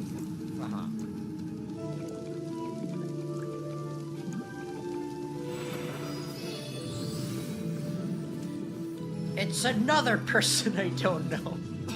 Her Excellency! She's the leader, basically. Gotcha. Of the resistance. The wait is over, my comrades. Now is our It's like, it's difficult for me to tell who's important because they all look like 4 stars. Well, that guy is a 5-star. I She's just a hope you can afford all 5-star. these mercs you've gathered. She's a 4-star.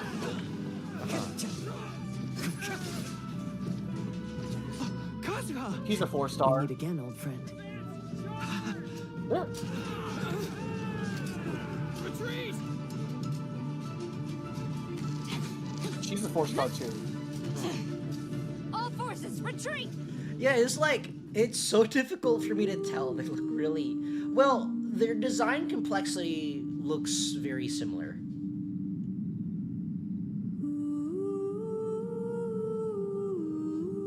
This one is...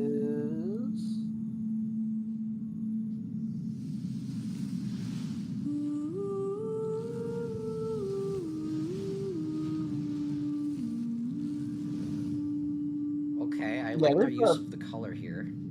Yeah, this is a great sakura tree that's basically in charge of cleansing the corruption within Inazuma, basically. Is it explain what the corruption is at this point?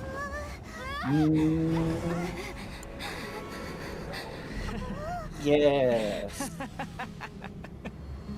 That guy with the hat! Just like that. Embrace the anger.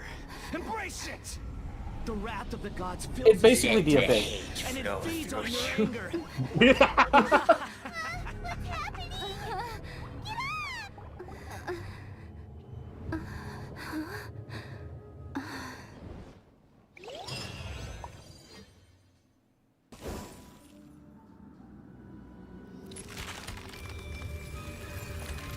Okay, we're skipping a bunch of stuff. Yeah, it is admittedly a little difficult for me to get into it because the scenes don't flow into the next. Yeah, pause. So basically, both of those scenes are relevant. One is because I don't know if they'll probably explain it, but basically, there's actually two versions of the Electro Archon technically. One is a puppet that she created that's like in the outside world, and like her real self is inside, is like an inner world where she just shuts herself away basically.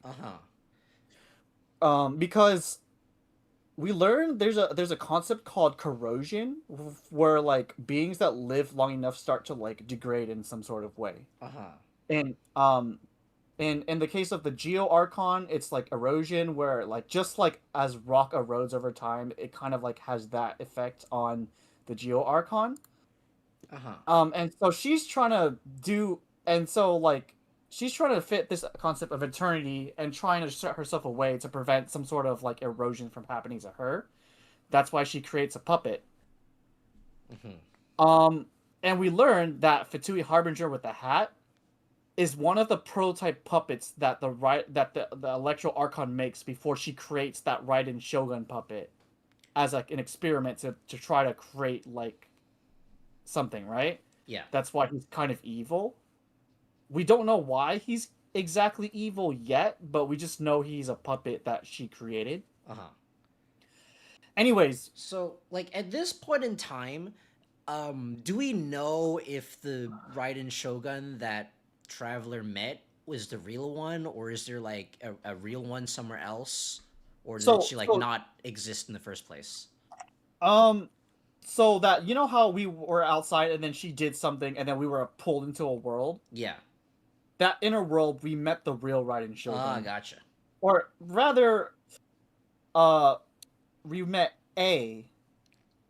And the Raiden Shogun is the puppet. It's just that nobody else knows about that. Everyone else thinks that that puppet is the real deal, but in reality, the real one is inside the inner world, and the outer one is like a perfect puppet of her on the outside. Gotcha. Now, in this case, so you know this Senora, that's the same one that kind of got into a fight with the Animal Archon, beat him up, and stole the Gnosis and stuff. Yeah. Turns out she's been behind the Vision Hunt decree. She's been putting ideas into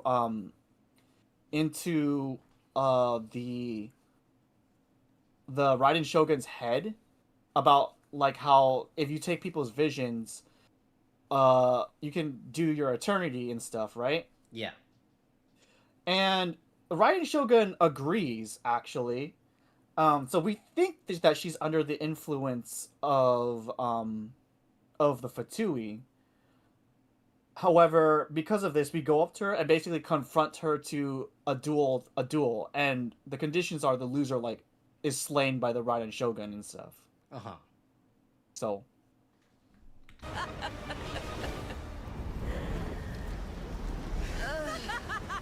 It's Hot Evil Lady again. Oh wait, no, this is a different Hot Evil Lady. It's their second form. It's the boss's second stage. Oh my gosh!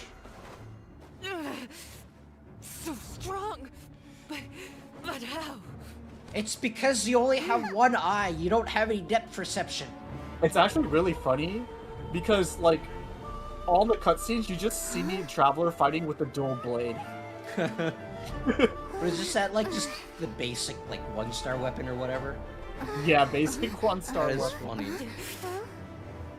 I am a Snizhnayan diplomat. You know what happens if you lay a finger on me, swear. If you strike me, I will make sure. The Fatui will make sure that your precious Inazuma... Stop! I order you! And you! Filthy rats! All of you!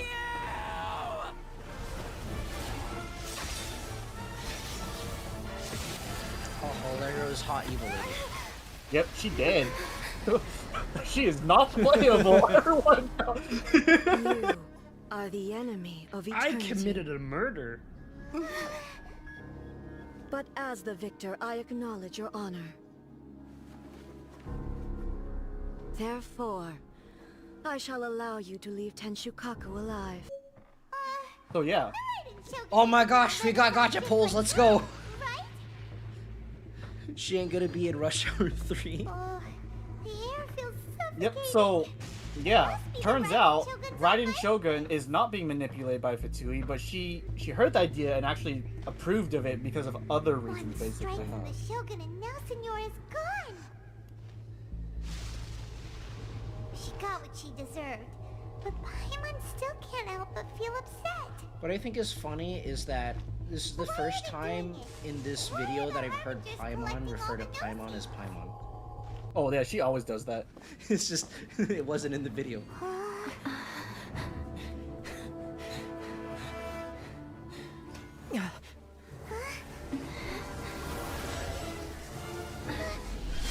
I, very big.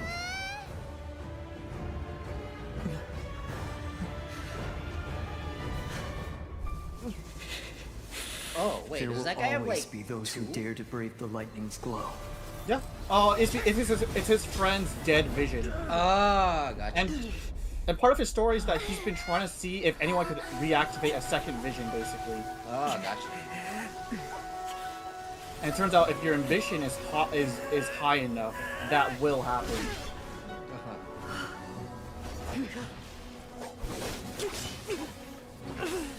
Okay, so far this is like the first cutscene where I actually do care about a character. Because before this, I don't think they did a very good job introducing the characters, at least in the cutscene.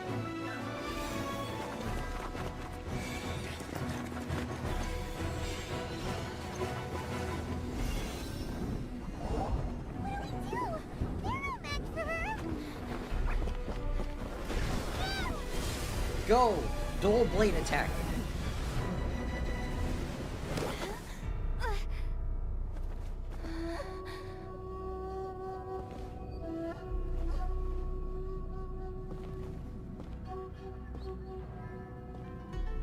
So we meet again. Okay, so the one out there is still like a puppet. Yep.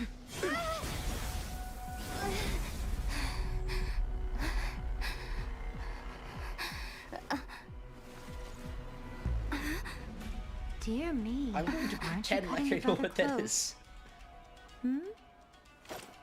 Miko, this was your doing? Now. Don't forget who taught you how to place your consciousness in objects. Surely you don't think your ambition alone is enough to shake A's will, do you? Though you alone are here, they too have ambitions, which they long since entrusted to you. Okay, that This transition battle- over there was pretty good. Close your eyes. Also, this battle theme is so hard. Gotcha. Unfortunately, I have a feeling that I won't hear it for very much longer because the cutscene's gonna end.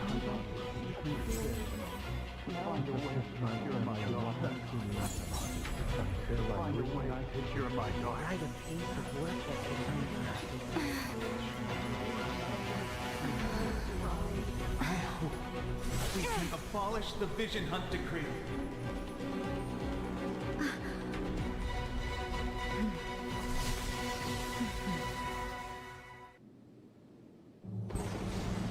When lightning flashes, it casts a shadow. Did we win this time? Oh yeah, you won this time. My Hooray. name means shadow. With my blade, I purged all obstacles to progress.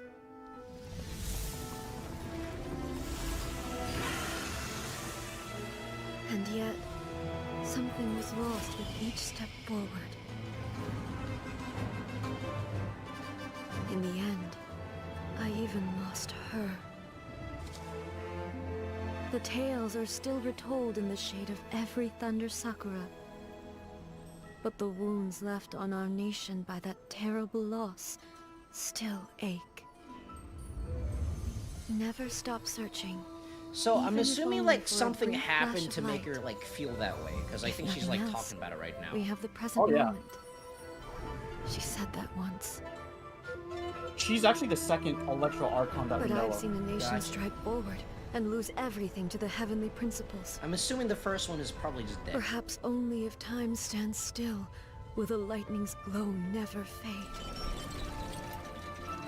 The present moment is a fragile illusion. Only eternity can bring us closer to the heavenly principles. I am no longer the shadow. Mine is the most supreme and noble form. Let power over the realm be vested within me.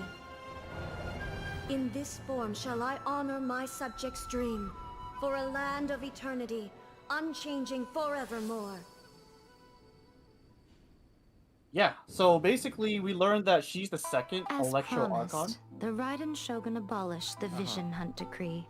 And then so The first one's her sister. Gotcha.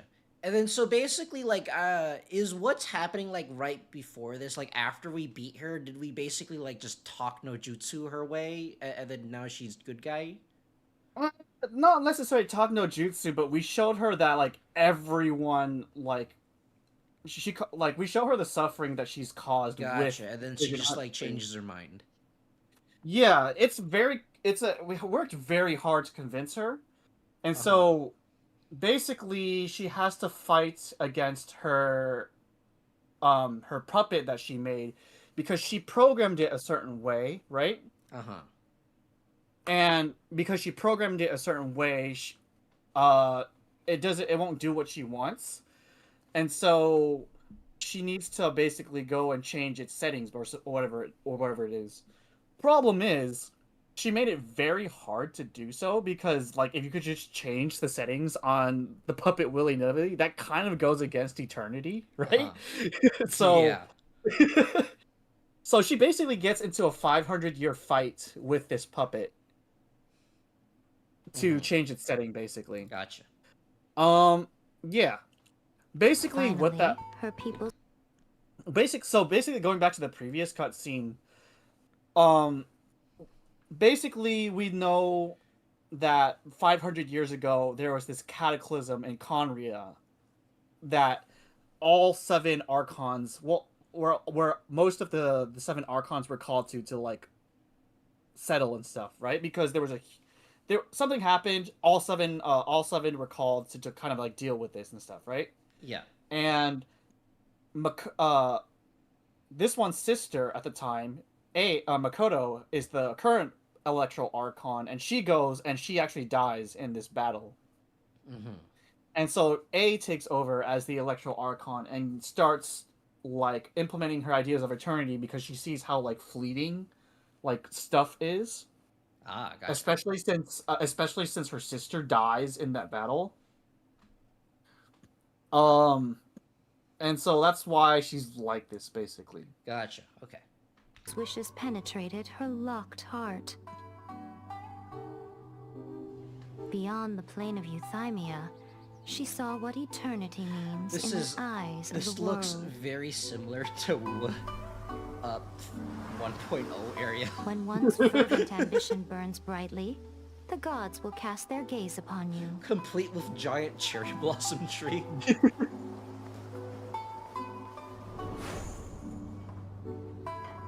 Some ambitions have the power to heal wounds, to bring victory, to inspire hope.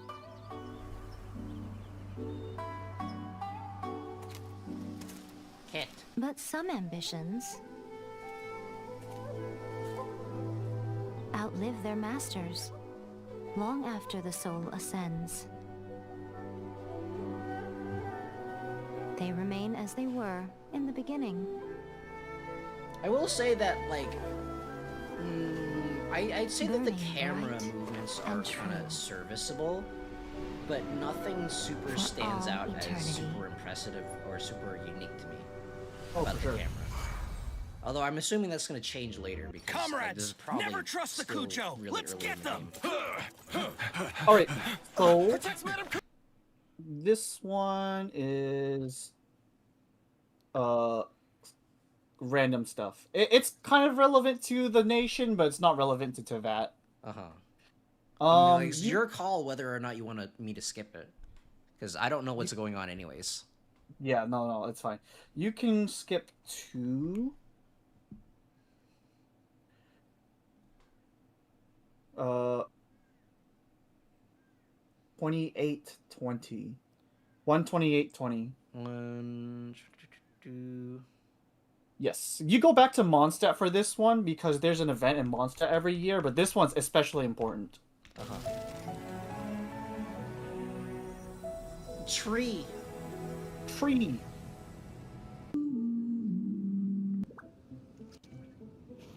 I flipped another insignia just outside the camp. Wrong again. So your Oh, bad luck is so all used that up. guy in the We'll be front, down the mountain guy with all his the hand on time. his head? Yeah, my thoughts exactly. Today's the day. That joke, the joke is he's super unlucky. Like, Gotcha. literally everything misfortunate that happens to them. Gotcha. And that actually comes back later.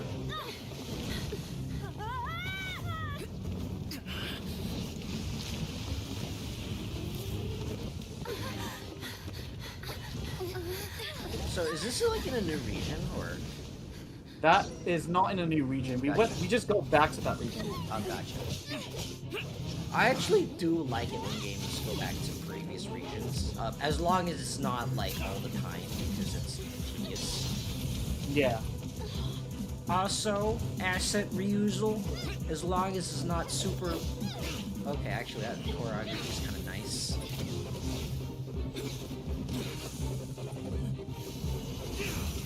And I'll explain a bunch of stuff here too because Okay, this is super more relevant. Suddenly, fighting choreography got better.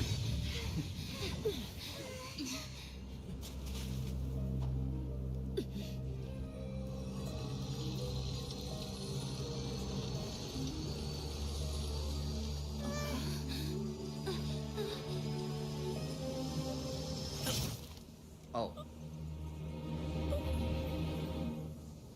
This is a kid's game. Oh no, it's not. Albedo,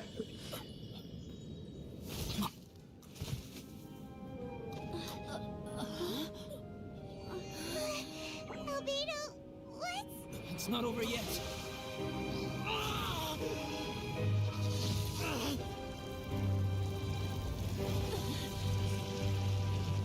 Alright, so pause after this cutscene. I'll explain a bunch of stuff. Plant? Yes. So that actually you can actually see on the screen. So that guy is actually a homunculus. Oh. Yes. And he is created by somebody called Rhine-Daughter. And she's kind of like she's like not a good person. Basically, so if you remember in the first part when we were in Mondstadt and there's the dragon, right? And he and the animal god are battling another dragon. Yeah. That other dragon was a creation of Rhine-Daughter. So she created a bunch of stuff that caused problems for Teyvat. In fact, some of the monsters in Teyvat that you fight are her creations as well. But she's trying to create like the ultimate life form. And so he's a result of one of that as well. And in the process, she creates like a bunch of stuff that he has to deal with because, well, mom's creation causing problems, right? So yeah. Yep.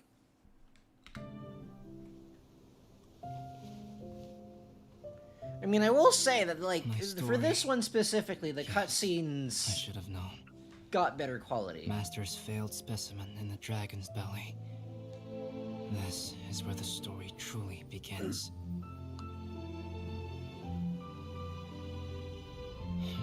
I can already tell that the camera work is, the camera work the looks better survivor. compared to the previous cutscene as well. The nasty abandoned experiment. The failure of the primordial human project. Okay, we got more zooms and we got more Replace close-ups. you too. I would replicate your appearance, study your alchemy, and create miraculous life forms. It's to like, divert it's your really attention. interesting how, I would wait for the right moment, then like, dispose of how you a and lot the of the traveler. camera work The sole does a lot of person the to have carrying. known your secret. Because, like, the camera work, I really like the camera work in this scene, because it makes me a lot more I could engaged. finally experience the joy of being brought into the world.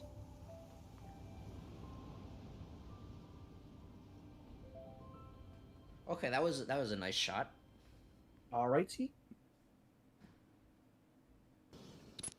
Alright, A so long, next long part. time ago, in a village skip lost to time, to there lived a crimson oni and a blue 158:20. oni. They were the okay. best of friends. Yep. The crimson oni looked fierce, but was gentle like the humans. Just a little, of course. Alright, and this is the pause. Okay. This is the second Dane quest that you get. Dane meaning the Conria quest. Uh-huh. Yes. Explain what the Condria quest is again. Conria is the nation that fell to ruin 500 years ago that just seems to be the focal point of literally everything. Gotcha.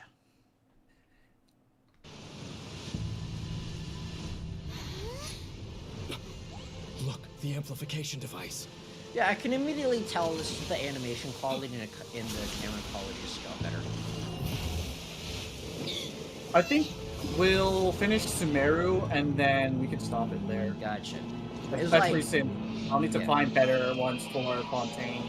Yeah, 'cause, like I think you mentioned that like Fontaine is when the game got really good. I would say Sumeru, but like Fontaine is the standout one. This is no way for them to meet their end. Find a way to stop that thing.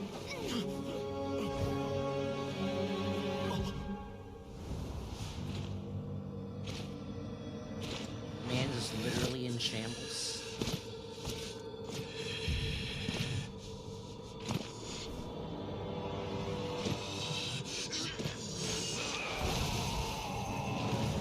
I have to end. Don't do it.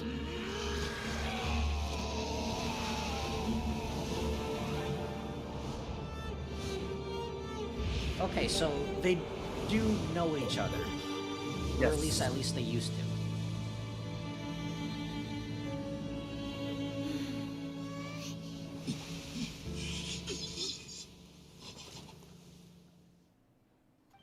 Alright. Let's go. So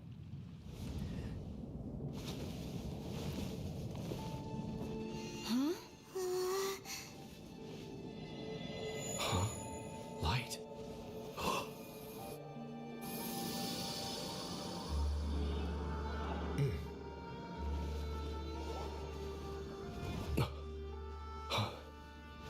Apologies, Captain Dainsleif, Twilight Sword. Back then, I failed you and failed to protect our people. Okay, so that guy is like a captain guy. Yes. No. For 500 years, you have faithfully done your duty.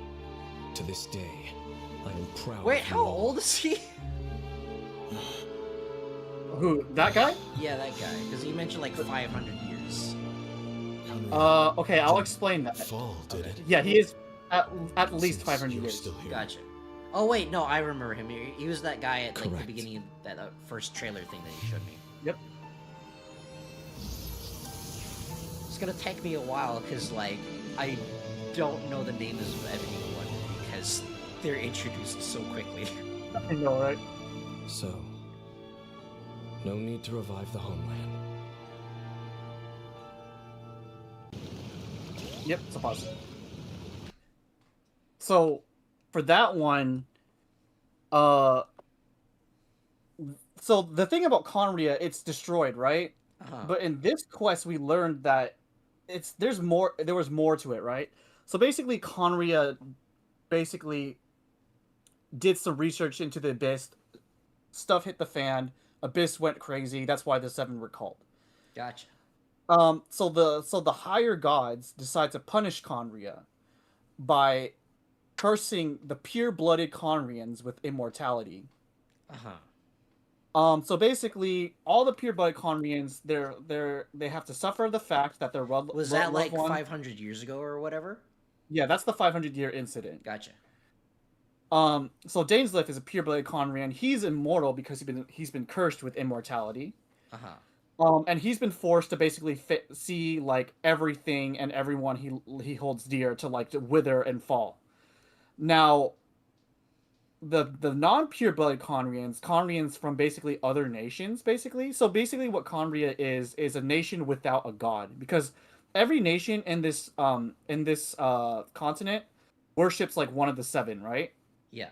And Conria is kind of like, we don't worship any gods. We think humans should be ruled by humans. We despise the gods and stuff, right? Yeah. And there are people that are from like other nations that just hold this sentiment as well, so they immigrate to Conria. Well, they're not pure blood Conrians, so they get cursed with the curse of wilderness, which turns them into hilichurls, which are the monsters that you've been killing all along. Oh. So, like, were all of them those things, or just some of them? So, the ones that look like goblins with masks on, or, like, anything with a mask on that looks like a goblin or an ogre or something, they are Conrians that have been cursed by the curse of wilderness. Gotcha. And so, that's why, like, for some, like, in this specific case, you kind of feel sorry for the hilichurls, is because you learn that you've been just killing, like, Conrians that have been cursed all the time. Actually, that's really similar to ZZZ's premise, and that, like, all the ethereals that you fight are previously corrupted people or animals or whatever. Yeah. And then, like, some of them get corrupted, like, in cutscenes. I say cutscenes, but what I mean is comic books.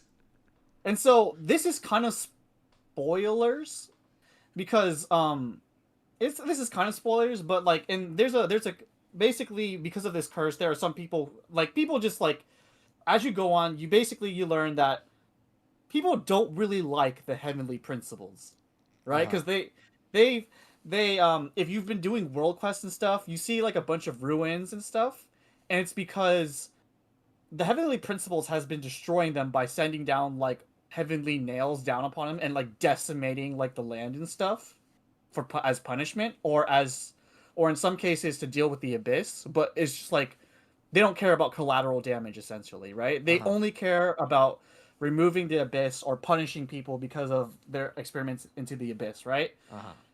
And so that snowy mountain that you see a couple of cutscenes on, it used to be like a lush green place of some sort, and then it got destroyed by a heavenly nail, and it, like, literally changes the environment, and now it's a snowy, like, desert place. So is the heavenly nail, like, literally a nail, or is, like, pew pew giant laser thing? Like, literally a gigantic nail that they just fling down into the ground, basically. Like, have you heard of the concept of like, rods from God that we kind of, like, experimented with in real life? A little bit. Like, get, like, a super, like, heavy rod of tungsten and just shoot it from space. Gotcha, yeah. Think of that, but, like, times 100 or something. Or, like, times 100 in, like, scale. That they're just, like, flinging down into the earth to get rid of the abyss. Gotcha. Or, like, they're, like, cursing people in the case of, like, Conria and stuff. So, we don't really like the heavenly principles. And we know, and we as a player know that, and as a main character know that we're going to, like, face the heavenly principles someday. You know, because you gotta face God in an RPG, because that's what you do. Well, the heavenly principles, wasn't the first god. They're just the ones that killed the old god and took over his place, basically. So, and then there's that. Yes. Long ago, Inazuma had 5 legendary poets. Actually, let me People get bestowed you another upon them the interlude since title we're of already the there. 5 Kasen. One year, the poet Suiko made his way to Tenshukaku and presented the Kasen's work for the shogun's perusal. But a page from the works of Aoi no Okina had been torn out, and Suiko was questioned regarding the matter. Suiko pleaded guilty. He admitted to drinking at the tavern the night before, and vaguely recalled a mysterious so this figure basically approaching while launched- he was intoxicated. This basically launched That figure was none other than Aoi right no before Okina the himself. This turn of events had right begun before with the an unnamed individual. release of Sumeru. Okay. You want me to watch this now? Go ahead. Okay. It is important lore. Me grab that. Basically, these are all the harbingers, and this is after like Signora like gets destroyed and dies, basically. Uh-huh.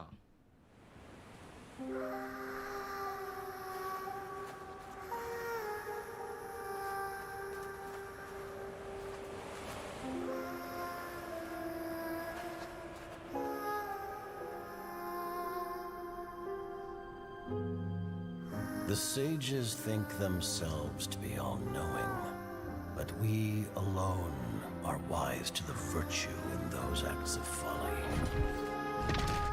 In this war, not even a single pawn may be spared.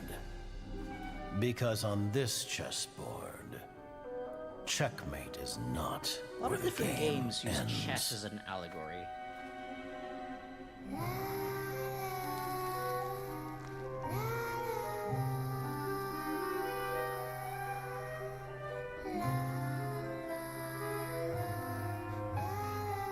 We are gathered here today to remember our dear comrade.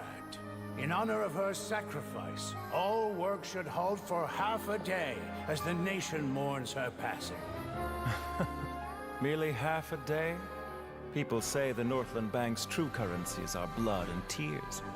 But Mayor, even speaking as a banker, that sounds a little unconscionable. Rosaline died in a foreign land. But you heartless businessmen and dignitaries always with a convenient excuse to remain in the comfort of your homeland. You couldn't hope to understand. So why don't you keep your mouths shut? We don't want to make the children cry. Hey, come on now. Even I don't think this is the right time or place for a fight. Utterly risible. Though her methods tarnished her honor, Loafalta's sacrifice is a great pity. Her loss shall not hinder our progress. But Dottore, what of Scaramouche and the Gnosis from Inazuma? Conventional wisdom holds that divine knowledge cannot be rationally comprehended. After conquering the divine gaze, he will make his next move. It's time to end tonight's foolish theatrics. Right now, you have no captive audience. Let every worthy sacrifice be carved in ice. With this nation, endure for all time. In the name of Her Majesty the Tsaritsa, we will seize authority from the gods.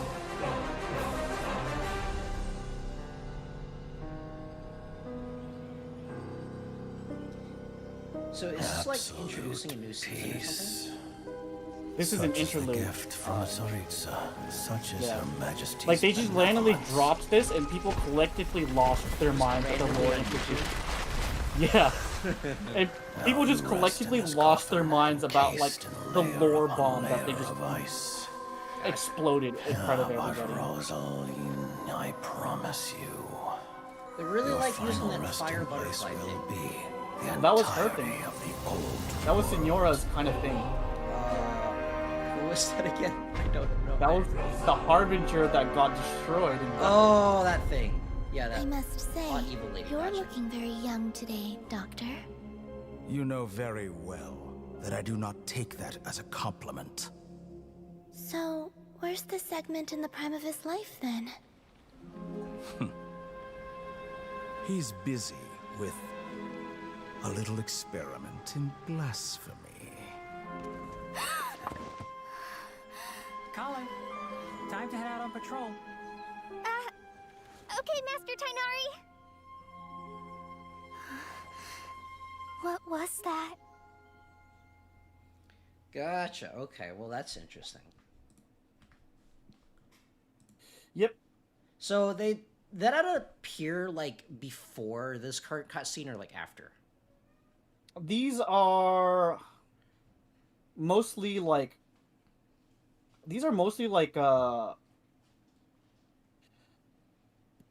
optional cutscenes that it doesn't really have an effect on like the main story or whatever. Yeah. Gotcha. Yeah. Under It his played right coercion, before Okina was the forced next to take region. drastic measures to retrieve Gotcha. a page of poetry. All right, the He knew next nothing one you of can this skip forward individual's to true would intentions. be 2 hours, 4 All he minutes, knew and was that the 20 poem had to do with an old acquaintance, Akahito. 20 seconds. She's not here. I am head of the Kamisato clan, and There you go. Oh, go back. Go back. Yep.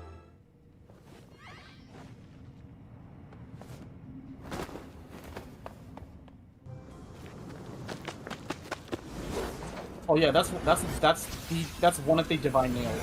Gotcha. Oh, gotcha. You're in the chasm. It's like this gigantic hole in the ground, and it's a place where one of the nails fell. And we know that there's still one nail left that the Heavenly Principles can use.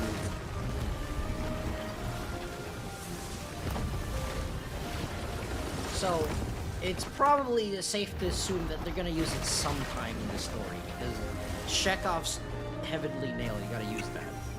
Exactly.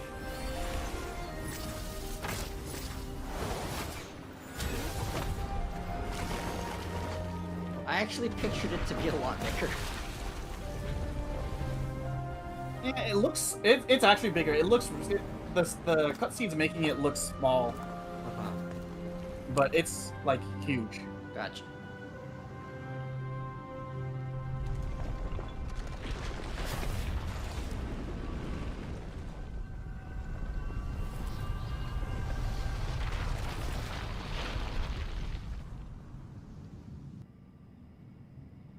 Have a taste of this! Suddenly, new people. Yep. What's funny is, like, I kind of recognize a couple of the characters from just random pieces of promotion material that I like. Yeah. Check it out. This guy's kind of like one of them, right? Nah, it's If you need a the hero, green-haired lady I'm that the I man. recognize. I've never seen Oh, this guy really? before. Yeah. Okay. Should have seen this coming.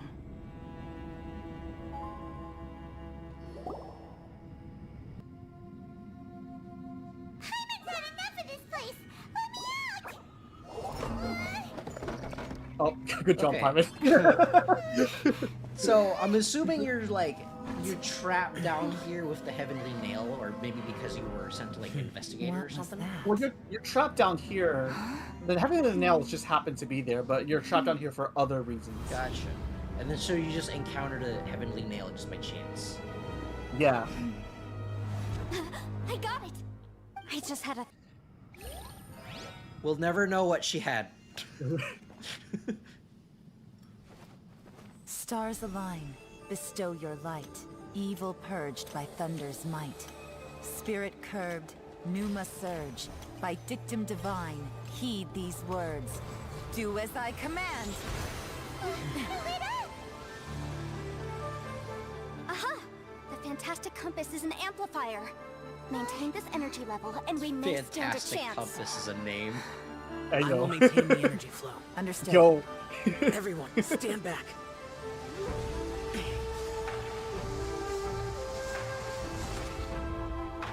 I shall hold the line by sealing the surface. As Yakshas, we must fight for this world. General Alatus, falling in!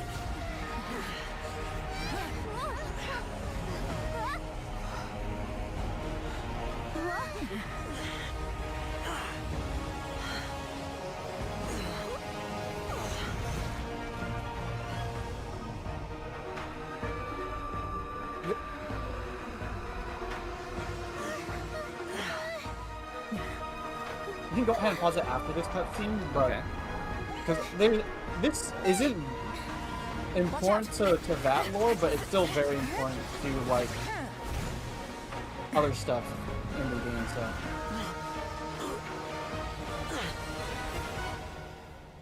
This trip may be dangerous, yet you insist on going. I have guarded this place for several hundred years, only to seek the nameless Yaksha. Do I request your approval? Hmm.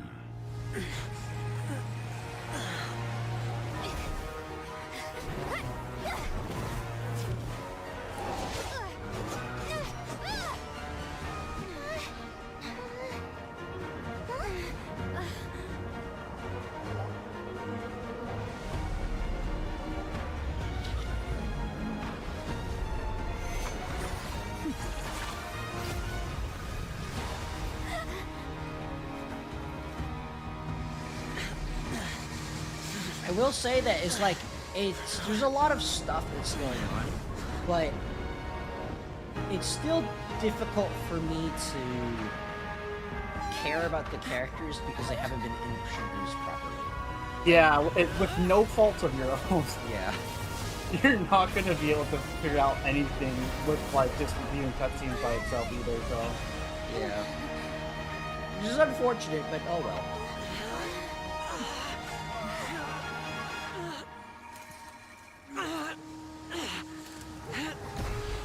Is that like one of those like mask dudes that like live forever?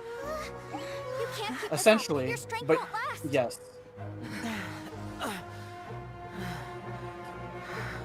He's basically been cursed essentially because he was I'll just tell you after this cutscene. He can also teleport people.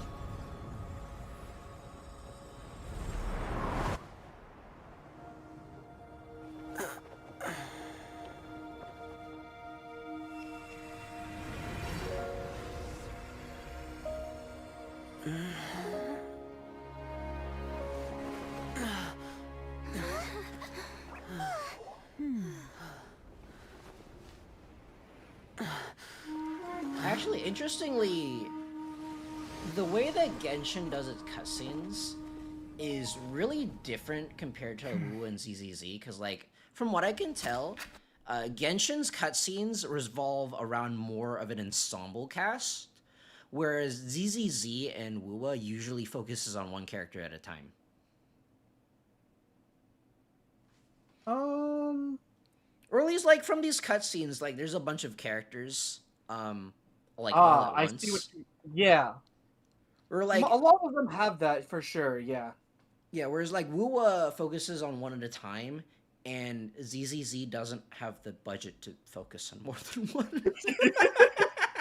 So, basically, that guy is living... He's, like, basically... He's essentially cursed, right? Because he is part of the Adepti and Yaksha that helped the Geo Archon kill a bunch of gods during the Archon War.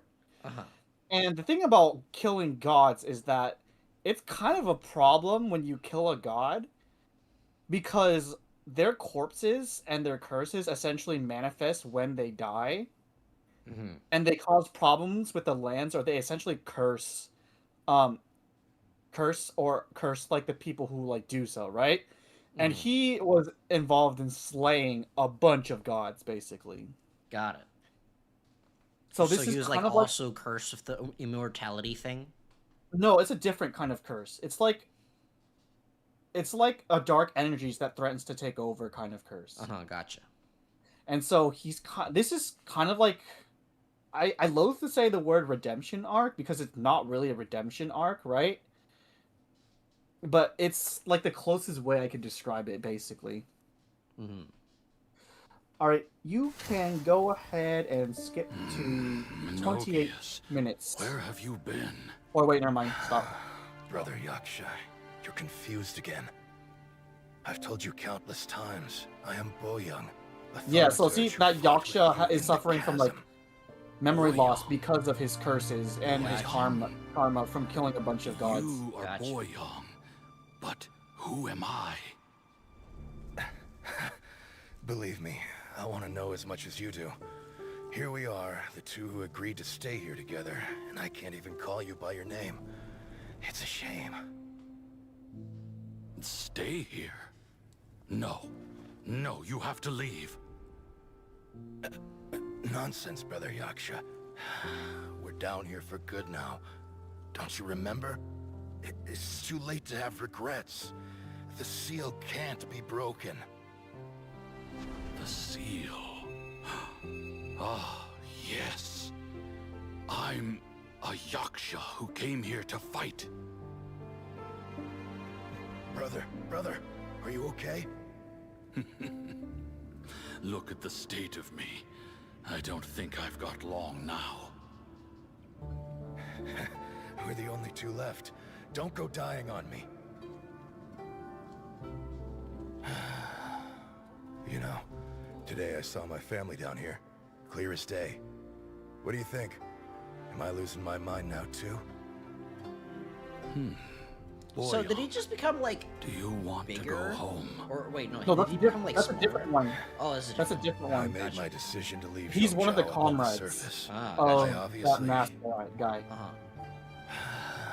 Of course I want to go home. I must have family too.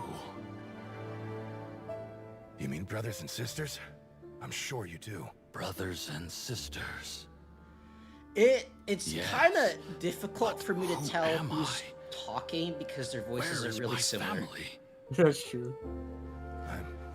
Brother, what's wrong? Hang in there. It's just you and me. Don't die before me.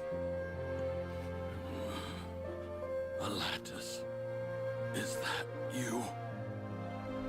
Who's Alatus? Your memory's going again. I'm sorry. You all have to see me in this state. Brother! Look, there's someone over there. Who are they? They're my... I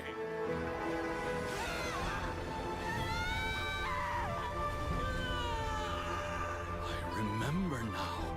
I know you.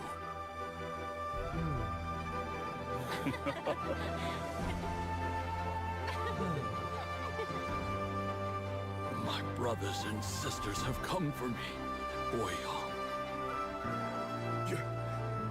You're awake? At least tell me your name. Brother Bosacius. Hey, Bosacius. Bosacius. I am Bosacius, and my destiny is to make the ultimate sacrifice.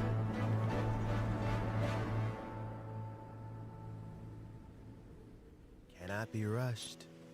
Okay, so whatever you do, the beginning of that patience cutscene will was like accomplish kind of lost me there, but I was the end just of it like like pulled me back. desperate to prove myself. Of course, Only it's like I was later all of did it because I don't have a lot realize of things context. do not always turn out. Yeah, the way basically the you Yaksha have to keep calm. were To carry on. basically the You're still Geo young. Archon's Be allies patient, during the Archon believe War. in yourself, and don't look They were really outside close, but they yourself to all prove slew your a bunch of gods and stuff. And because of that, their karmic debt like caught up to them and stuff. They basically Where's either went Jury insane, lost their these days? memories, or It's been like, a long didn't- time since he last paid me a visit. Maybe Alright, he's just you can skip to Next time, if he doesn't bring a pot of piping hot fish 20, soup, don't let him in. 32 minutes and 40. What the heck? Whatever you were thinking about, you'll have plenty of time to mull it over in prison. Oh, I almost forgot. If the Fatui find out what happened today, prison might not turn out to be the safest place for you. Trying to have friends on both sides, it has a way of turning everyone against you. We But can skip right to now, 22 minutes. Okay. Yes. Let's see here. Okay, 22. Mountains and seas, its brilliance was so dazzling that it illuminated everyone. It allowed all those those that could see it to follow its light through the dark night. To Yeah, this sail is through the another one. seas under the guidance of the stars. Like past this. This Yeah, is past this one. Okay, there we go. Right up. Okay, stop. Basically, this is like first thing that happens in Sumeru. You basically come across this girl who seemingly ignores you at first, and you'll find out the reason why later. But you follow her to a cave where she's lighting incense, and this incense takes you into this little world where you see this tree. And this tree is basically it's called Irminsul. It's basically like Yggdrasil, like the world tree, essentially. It's like the equivalent. Yeah. It connects to all the ley lines. It gathers all information from the ley lines and processes them and stuff. So think of it like a giant server that holds all of information within that. Mm-hmm. And Sumeru is where this world tree resides, basically. Uh-huh.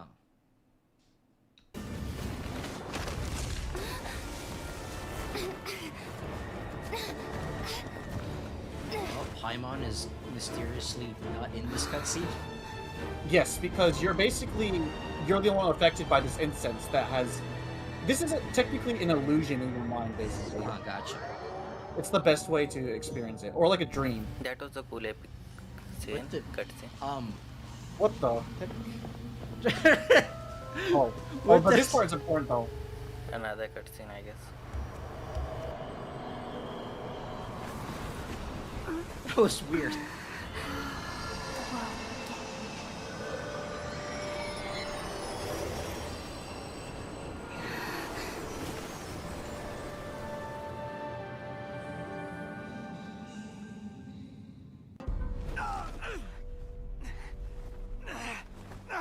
Academia scum!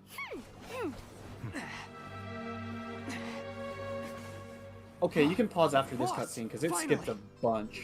Okay, yeah. Did you use it? Great! Now we can...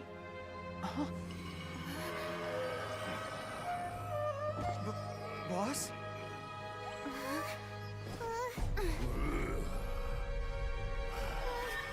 He's not looking too good.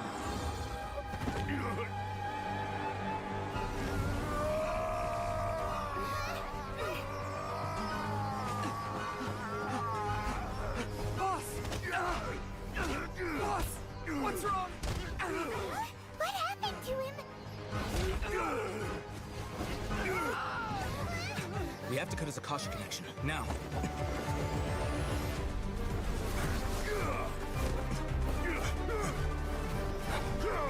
Yeah, the core choreography is definitely improved. It's just, without context, it doesn't really mean anything.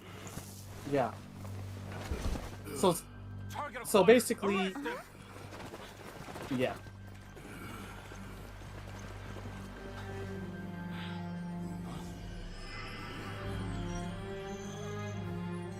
Do not impede our work. Is that understood, Alhaitham?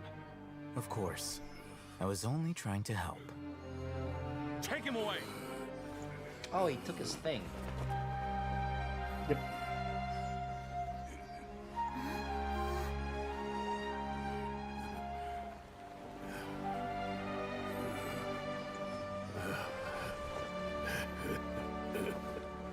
World, forget me. Oh, it's the tree thing. Yep, pause it. So basically, you come into Sumeru. It's the nation of wisdom, basically. And like, okay, let's try to find the Dendro Archon so she can tell us if she knows anything about our sibling. Because, yeah, you know, the whole point of this journey is to find her sibling. I don't know if I mentioned that. Yeah, I mean, like, in the game hasn't mentioned that in a while. So, basically, you go into Sumeru City, and they present you with this little device that you put on your ear. You see, like, they have this little sort of leaf-shaped thing on their ear, and they call it the Akasha. Think of it as the internet. Ah, I see. Yes. So basically, it collects all the wisdom from the people and then disseminates it. So like, think of it as it probes your brain, gets all the wisdom that you've personally acquired, right? And it shares it with other people, right? Yeah. And so I'm assuming that they're going rogue or whatever because that guy was like freaking out. No, we're not at that part yet. Okay. So basically, you then try to use. You basically then learn that there were technically two Dendro Archons. One is dead, one is alive, and the current Dendro Archon. The first the first Dendro Archon is called Greater Lord Rukkhadevata.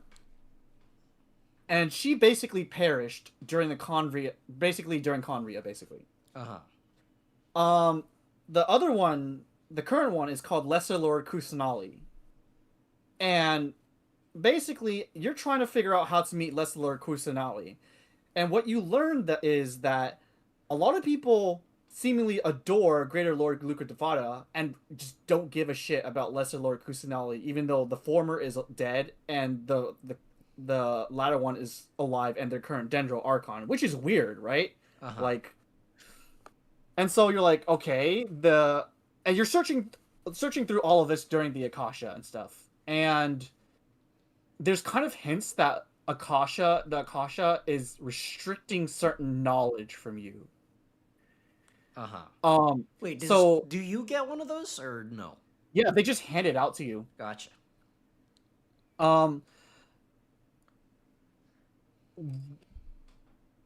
You then try to go find somebody, do it the old-fashioned way and try to find someone who could grant you a audience with the Dendro Archon.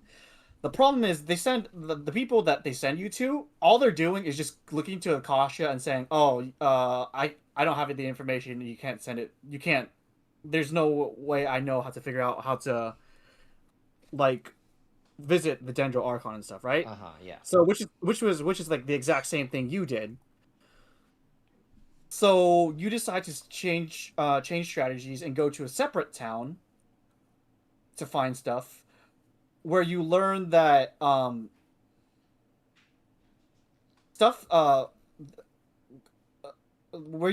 people are like illegally trading canned knowledge, where it's like knowledge that's stored in this device that you can just deposit into your Akasha and give you information and stuff, essentially. Yeah. And one of the canned knowledge is rumored to be a divine canned knowledge capsule that holds like wisdom from like the gods or someone divine and stuff, right? Yeah. And you're essentially trying to buy it or try to get your hand a hold of it. Well, you find out that a certain group called Al-Akmar has gotten a hold of it. And essentially, Al-Akmar is against the academia. It's like the main rainforest dweller place that you originally go from. It's like the controlling authority of at least the regions in the rainforest. Because Sumeru is divided into like the rainforest and the desert. And the rainforest people are like super racist towards the desert dwellers, and the desert dwellers are obviously like very unhappy by the way they're treated. And because of this, a lot of people turn to like this dead king god called King Deshret, thinking that he'll come back and punish the forest dwellers for like giving them this bad life and stuff. So they try to get a hold of this canned knowledge to find some way to fight against or like terrorize like the forest dwellers. And the cutscene you just saw was a result of this guy successfully obtaining the canned knowledge, ingesting it, but obviously something went wrong because a bunch of weird stuff is going on in his brain because of this canned knowledge. And the stuff that one guy hid was the canned knowledge capsule that the guy basically bought off.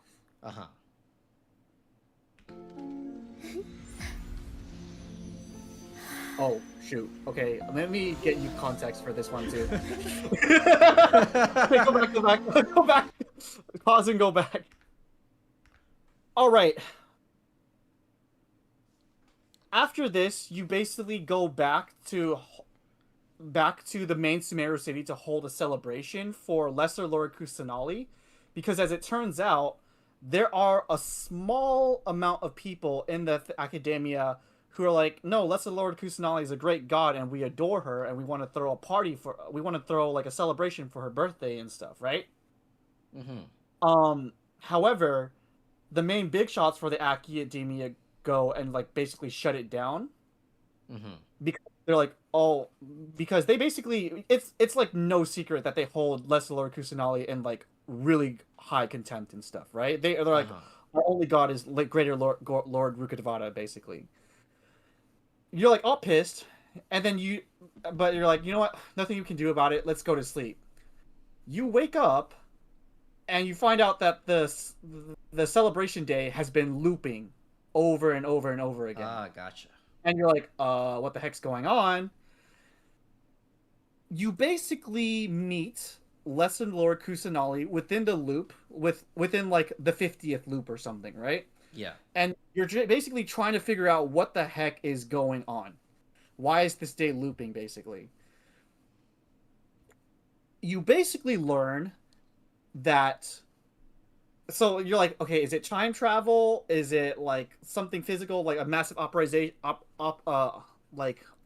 where they're erasing our memories and just having us physically do this day over again? No. So what happens is, the thing, the Dendro Arc, the Kasha is like a device created by the Dendro Archon herself, right?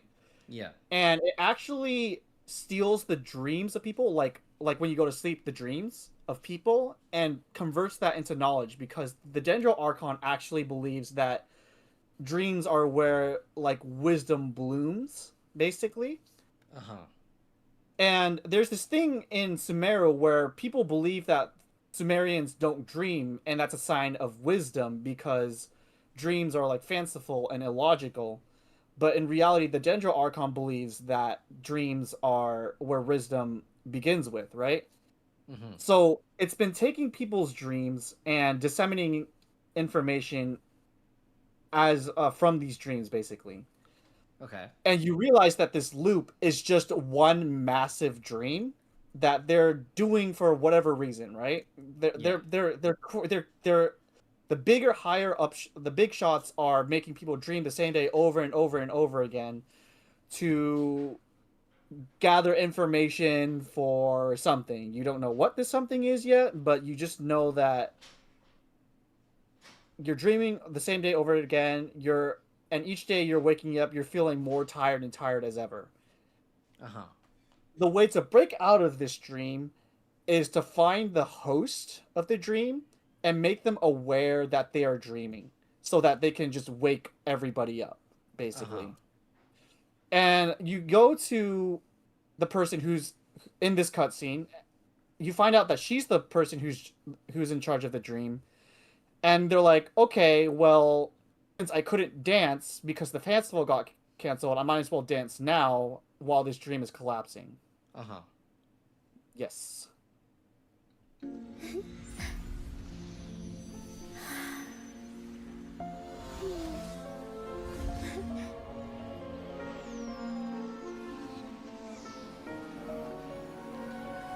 The wait is over, everyone. I dedicate this to our god, the dance of Sub-Zerus.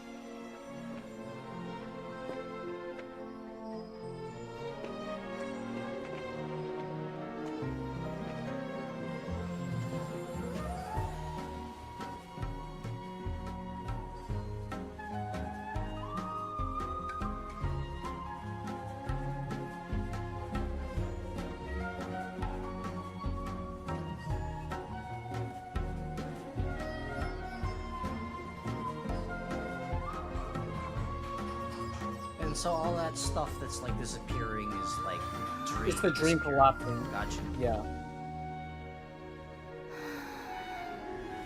I'd be lying if I said I had no regrets. I would have loved to see Nilou's dance. I'm assuming that person is kind of important. Yes.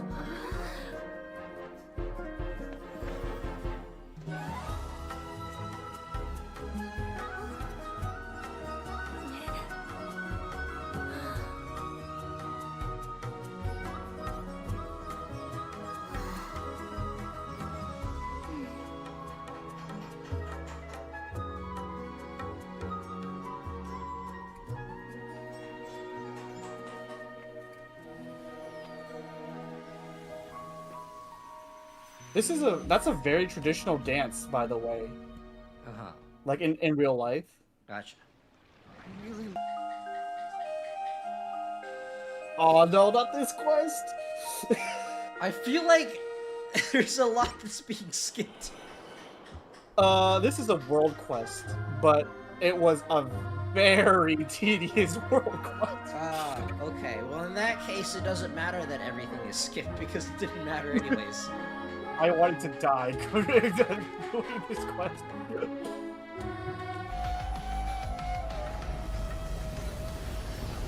There's a lot of things that I'm missing the context for. We have a hat now. It's a world quest. No need to pay attention to it.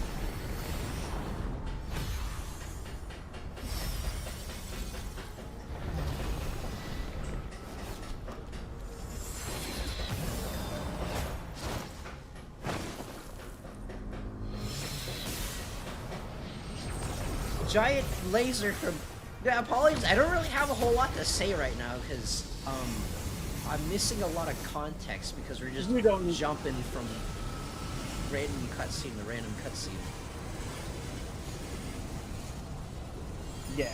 So I'll just explain some stuff while this cutscene goes on, and then you can pause it when I tell you to pause. Okay. So, basically, you meet the Dendro Archon within that dream while you're trying to figure out everything, right? Yeah. So you actually become fast friends with her. The Dendro, you learn that the Dendro Archon is kind of like trapped in the sanctuary in this place called the Sanctuary of Surastana. And so she's really talking to you through your minds and through your dreams and stuff. Or she can kind of take over people's consciousness and talk through them. And in fact, what she does to speak with you is she takes over the mind of the guild receptionist, Catherine. And at first you're like kind of worried, right? And then she drops like the biggest lore bomb that like, it's not a problem because this is a bionic robot from Snezhnaya.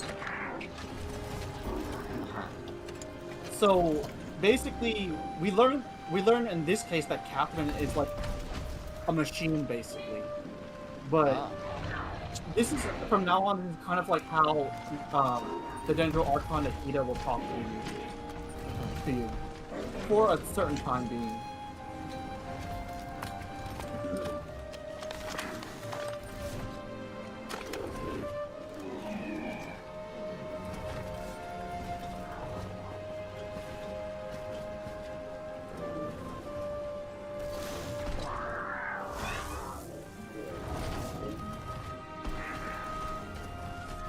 So I'm assuming that guy is just dead. That's...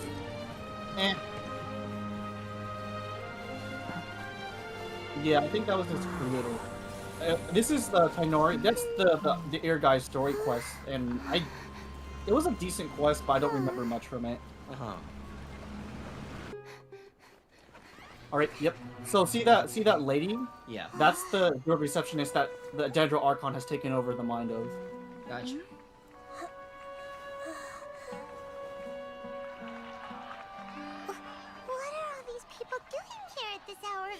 You know what I think is funny is that, like, this is the first time they've actually started speaking in, like, a couple of minutes. The triumphant So yeah, this is them. at last. And to a rather spectacular welcome. This is them trying to confront the academia because of the experiment that they did. The outcast, expelled from the academia. Indeed I am. I was not Although expecting these her days to have they that tend to voice. call me She's a literal child. Oh, 500-year-old child, but a If child you're looking nonetheless. for your And researcher it friend, really she hits has home that already she's been like taken into confinement. a really With some like basic caution. She could have she's discovered the like in the listening grand scheme device thing on she her lives a person. long life, but she's Clearly, only she lacks the 500 degree years of old. It's rigor kind of the expected of a true scholar.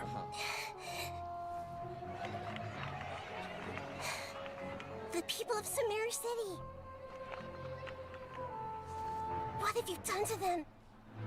I simply made some minor adjustments to their Akasha terminals. Now they can deposit information directly into the subconscious. As you can see, all these lovely people now believe this traveler is a hero who has just saved the world. I mean, is My he wrong though? experiment is a success. Well, he's using them And as a now hostage. it seems they can no longer hold back their sheer adoration. No, what should we do? These are all just regular people. Leave now. You need to get out of here. Quickly, how fast are you at writing autographs? You can distract them. I can't just leave you here. Nor can I abandon the people of Sumeru.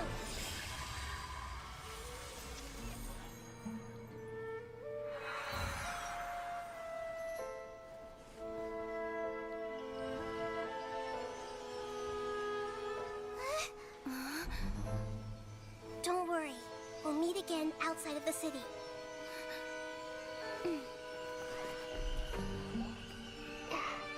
I see. You appear to have overridden their mental faculties with your own consciousness. To possess such a powerful mind, you must be the god of wisdom.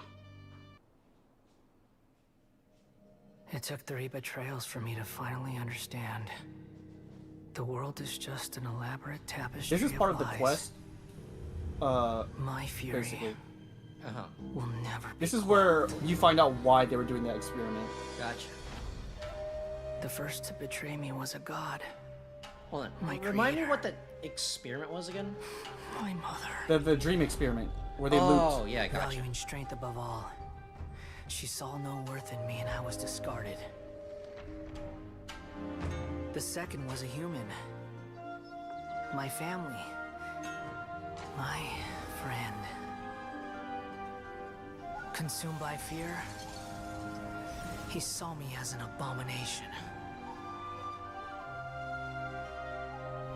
The third was one exactly like me. A hope for the future. A fledgling barely out of the nest. Powerless before his mortality, he broke his promise to me. Humans, they can't be trusted. And the gods fill me with pure loathing. So I said good riddance. I denounced the world and laugh in its face. My chest wait, will is this never that again dude be with the defiled hat? by worldly filth. I will scrub away every last trace of human emotion.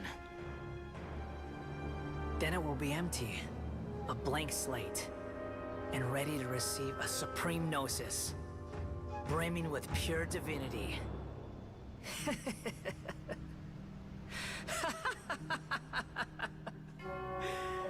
There is no need to fear. The pain will be brief. Your era is coming to an end.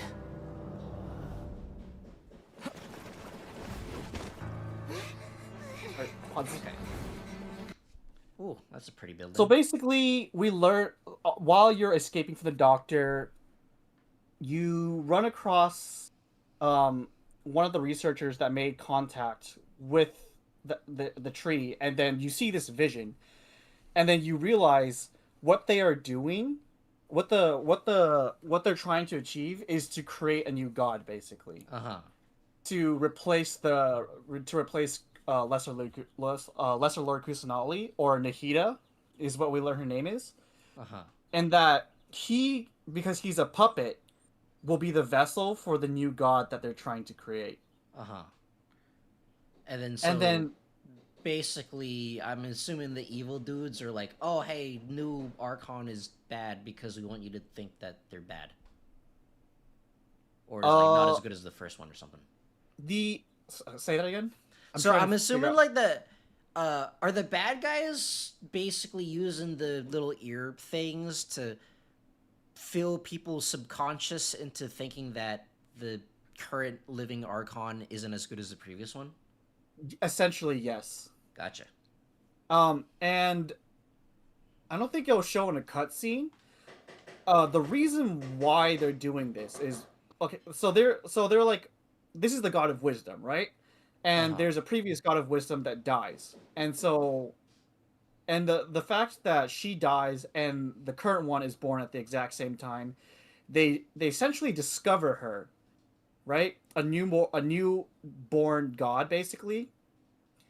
And they find out that she has literally she's a literal child, right?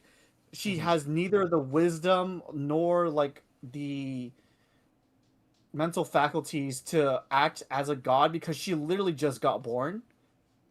And so what they do is they take her and they lock her away because they don't want people to acknowledge her existence, basically.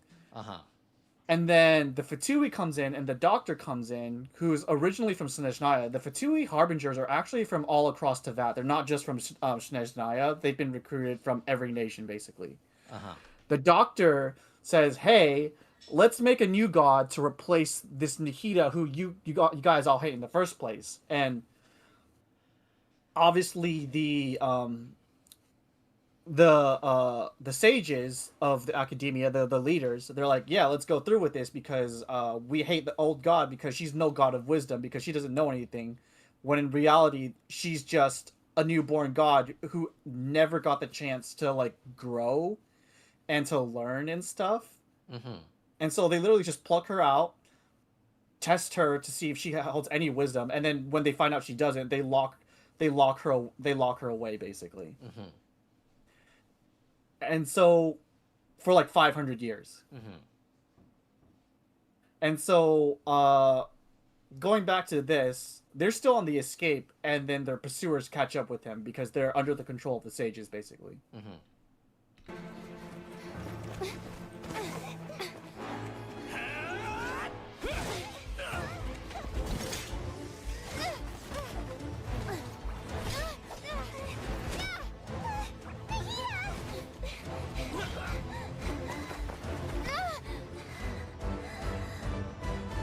Lady, you can't run in that dress.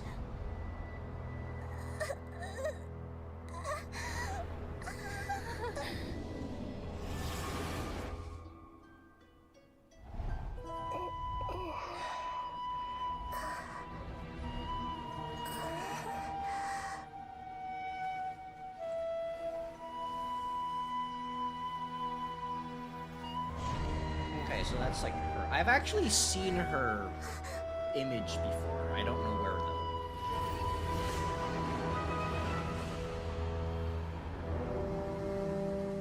Okay, well that looks kind of cool.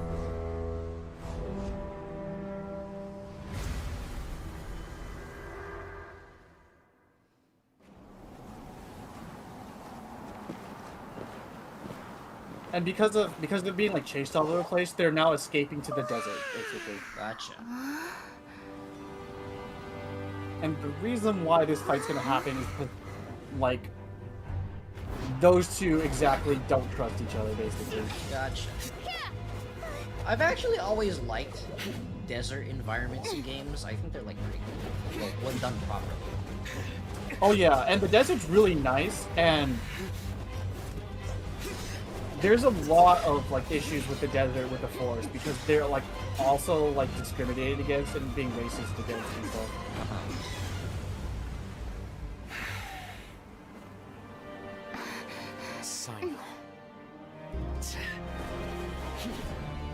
It's actually funny because this guy's like a super badass and stuff, right?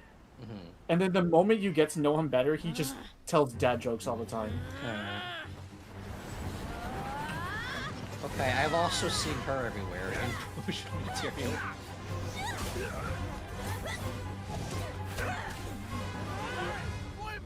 What do you think you're doing?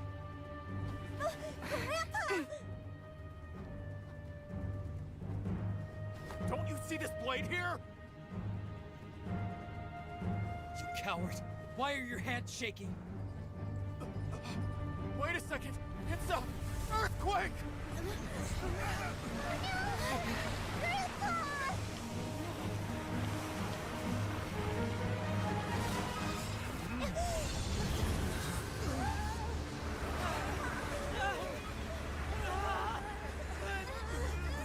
And that's the Hia taking over his mind so she can protect everybody. Gotcha. I was like thinking, that's not the powers of a grandpa. Knowledge. Okay, pause. So this is super important lore, but the context before this is there's the Dendro Archon and then there's King Deshret, right? King Deshret's like the god of wisdom, but for the desert, basically. And like you're basically, as you're like exploring, you hear people like from the desert are like super like not into the Dendro Archon. They're like, oh, she betrayed King Deshret. She caused his downfall. We're going to take over the city and give King Deshret his rightful place, basically, right? Now this is the truth of what it is.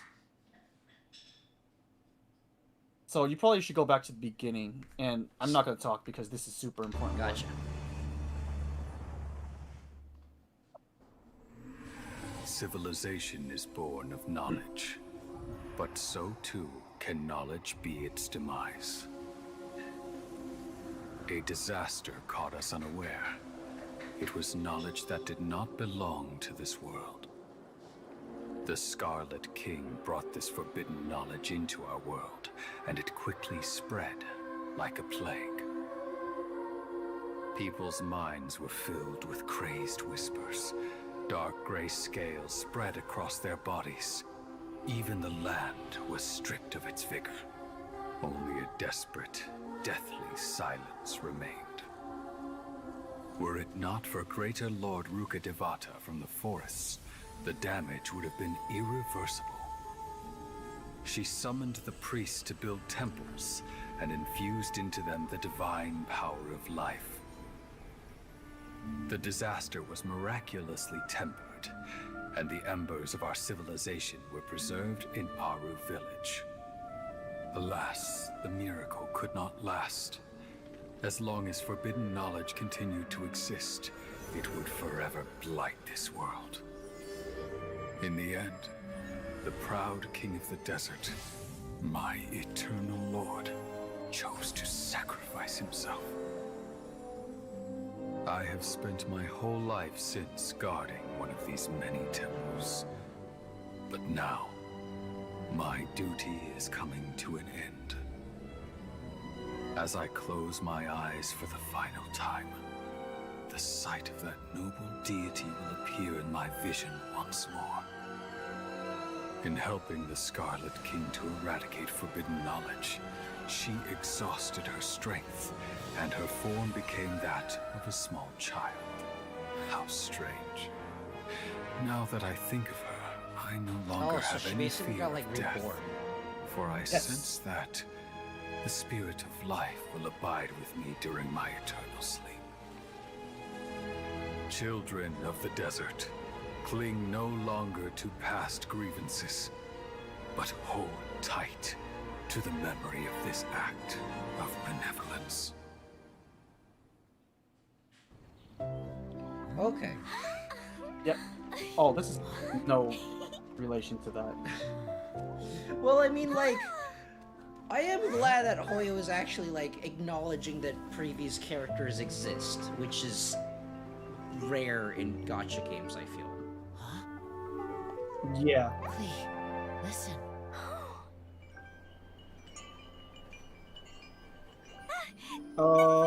These are all story quests. You can skip them. I will tell you where to go, but so basically, you learn all this, and then you hatch a plan to rescue Nikita from the academia, basically, because they still have her trapped. And you're going in to rescue her right now. Take and this, crush it, and the place thing it about on the fracture. About a Listen, computer-like thing is promise if you put enough information about a person into the Akasha, it basically predicts their every move. This So is where you must stay. they basically You are our predict only hope. the Forgive me, Kaya. They basically predict the actions of a guy and trap you in the academia, basically. Very Go good. to That's my boy. 244. I will always be proud of you.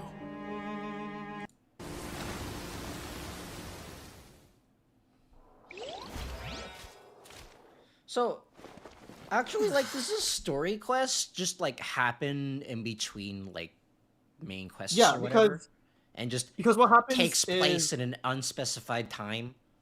well, those are limited time events.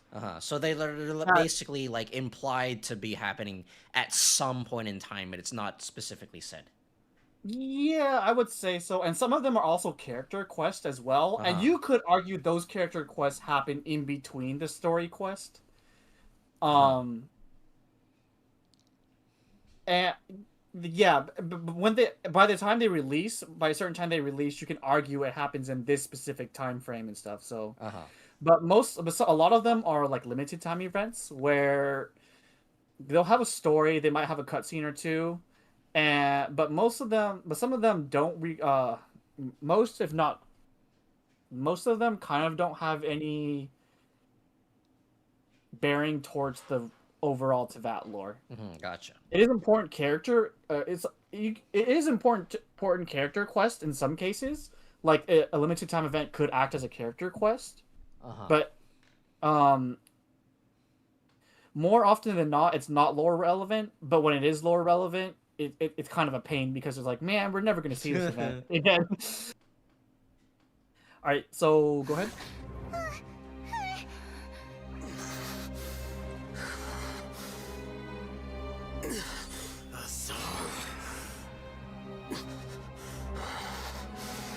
So basically, they think they predicted his every action, and they're trapping and they're intercepting you, basically. Well, what do we have here? So you stole that divine knowledge capsule. Traitor! You traitor! Even the most rational scholar will yearn for the power of a god in a moment of desperation. Aren't you doing the exact same thing as me, Alhaitham? Unfortunately for you, no god will lend you their power. Azar!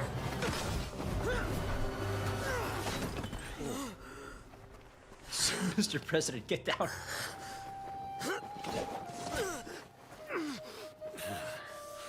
He has gone completely insane.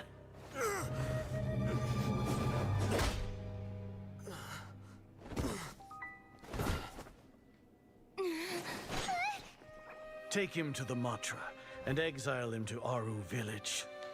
Then find someone to take these two to the confinement room. I'll deal with them later. Grand Sage, we've finished all required preparations for Nyagarbha Day. We may begin to enter the capsules now. Word. Excellent. Very hard to say. You may begin.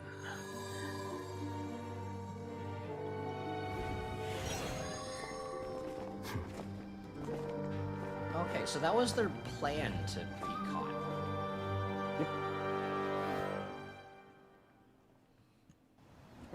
They're basically executing their plan right now. And in this case, she's going to cause a distraction so that they issue one of the new laws they made, but it's been swapped out with another law. And because you want to pause it? Because people are so reliant on the Akasha now that they just basically interpret everything as true. And they just don't question it. And they just don't question it. So that fake law that appeared that replaced like the law that they issue because of this dance, because they basically are banning any public performance now because they're like, oh, it's art, not like learning and stuff. It's useless, basically, right? Yeah. So they're like, okay, let's push out this law to ban public performances and gatherings and stuff, right? But it's been replaced to say something else. And because people just no longer question the Akasha because they believe everything is truth, that's what they're aiming for, basically. Is it revealed what they replaced it with? It'll reveal what they replaced it in this one.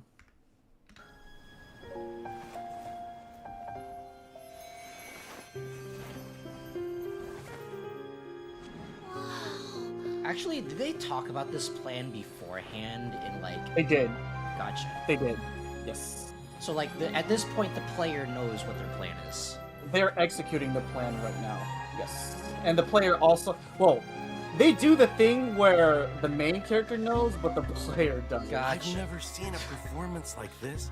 This is incredible. Yeah, but I So heard basically, that like, public the player performances knows like that they have a these plan, have but they been don't know banned. what plan. I can't believe she's doing this here.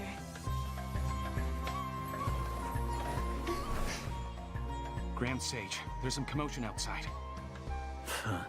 How uninteresting. Issue the new Prohibition Act from the Akasha to the guards. They'll know what to do.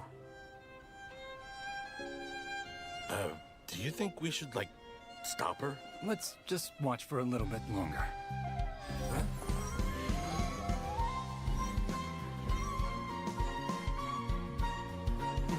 Hold on. There's a lot of text I need to read that. Lesser Lord Kusanali has escaped from the sanctuary of... I don't know how to pronounce that. Go into the city and detain her.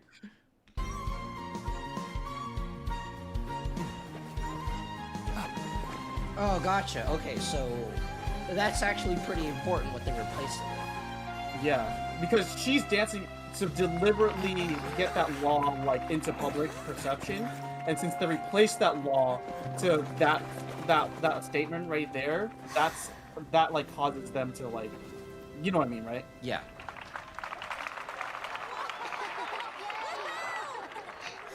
Also, so that Hoyoverse can flex the freaking animation. So how did they change it in the first place? They So have, like, you an saw the insight person cutscene. or something? Wait. You saw that cutscene where the guy pretended to go crazy, right? Yeah. Well. Oh, so then he had a thing in his hand. He had a thing in his hand, and he swapped the ones on the desks with something with the ones that he wanted them to swap it with. Gotcha. Okay. And then that makes they sense. would enter it into the Akasha because of Nyargarbaha Day is where they input new information to the Akasha basically. Uh-huh. And so they put it in there themselves, and then they use Needle's Dance to prompt them to like just release that law out into the wild basically. But since it's been swapped at that time, that's what happens. Gotcha. And because of that, everyone is basically looking for her, and so that the one guy can corner the Grand Sage within this place and free her, basically. Gotcha.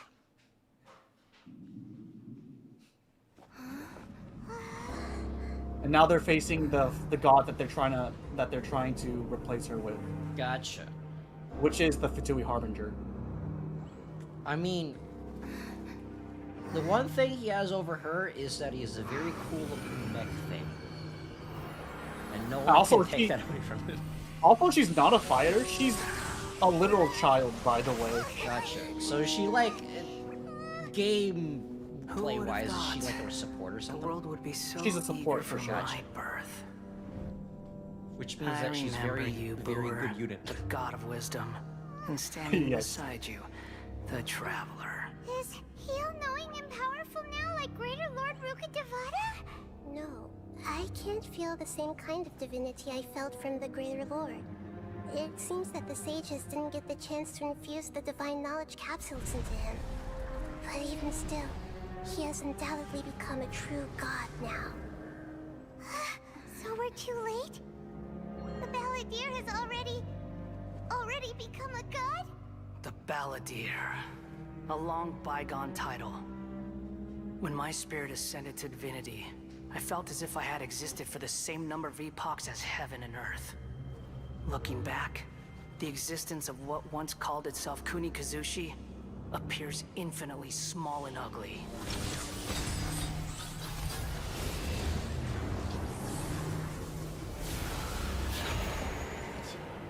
The title cards that get me every time. It's like, it's reminding me of Borderlands.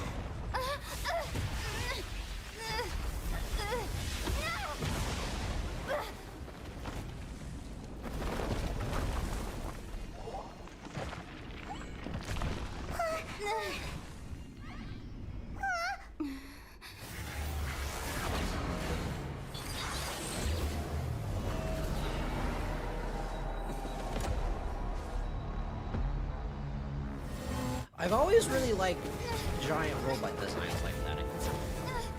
This is a really fun fight, honestly.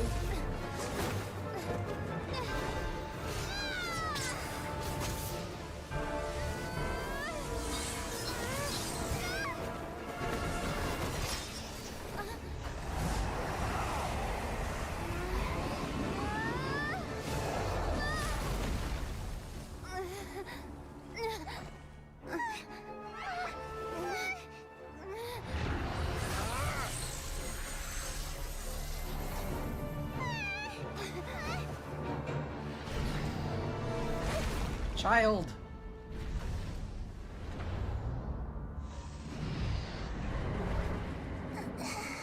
Oh, okay, she's not squished. Miraculously. This is supposed to be a battle between gods, yet you choose to hide behind a mortal. And now, you're acting like you'd sacrifice yourself for a human. Are you having fun proving a false sense of heroism to yourself, Booer?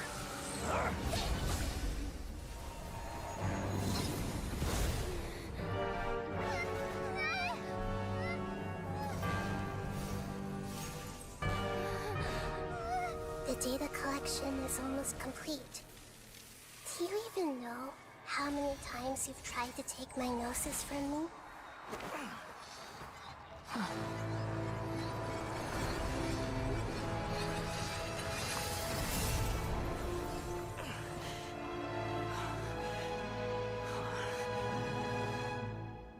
We just concluded the 116th. Oh. Did you know that in the effort to create you, I see. the people of Sumeru were forced to live through the exact same number of Sub-Zerus festivals and Samsara cycles? The power of dreams. When did you use it on me?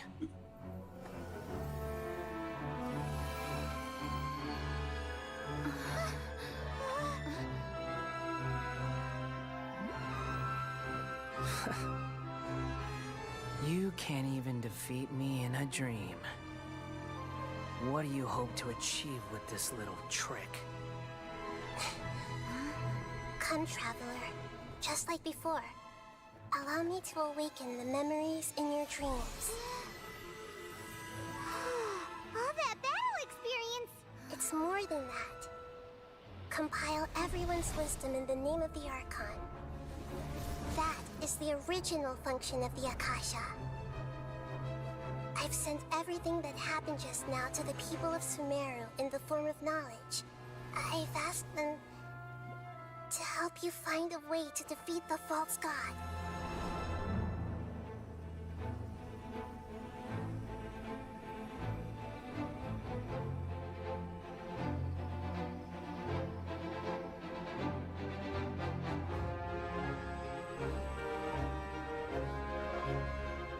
Now, all of Sumeru's wisdom is at your disposal. Meaningless tricks won't save you.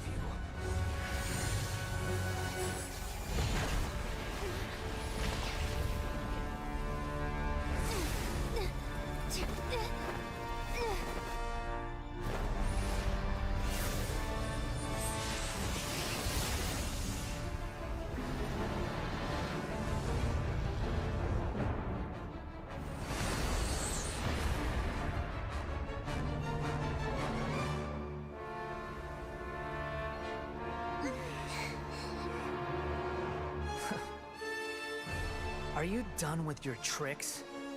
Can I finally take this as a real battle between gods? I'll leave this to you, the first sage of Booer. Okay, so I'm assuming now is just like phase 2 or something.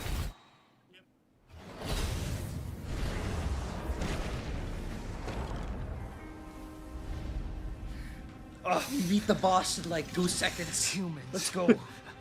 Filthy humans.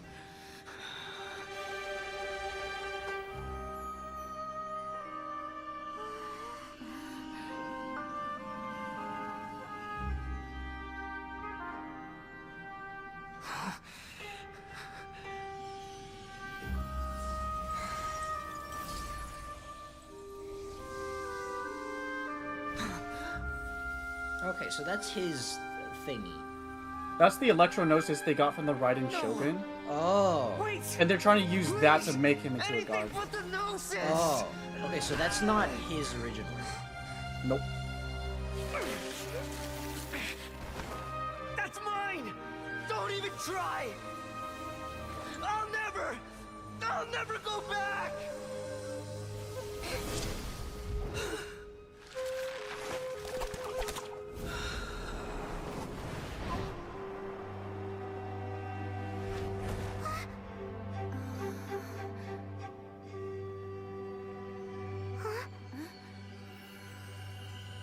And so they're gonna use this We gnosis haven't yet to found the purge answer to the forbidden most knowledge from important Irminsul mystery. because it's been corrupted, Irminsul basically. is still waiting to be saved.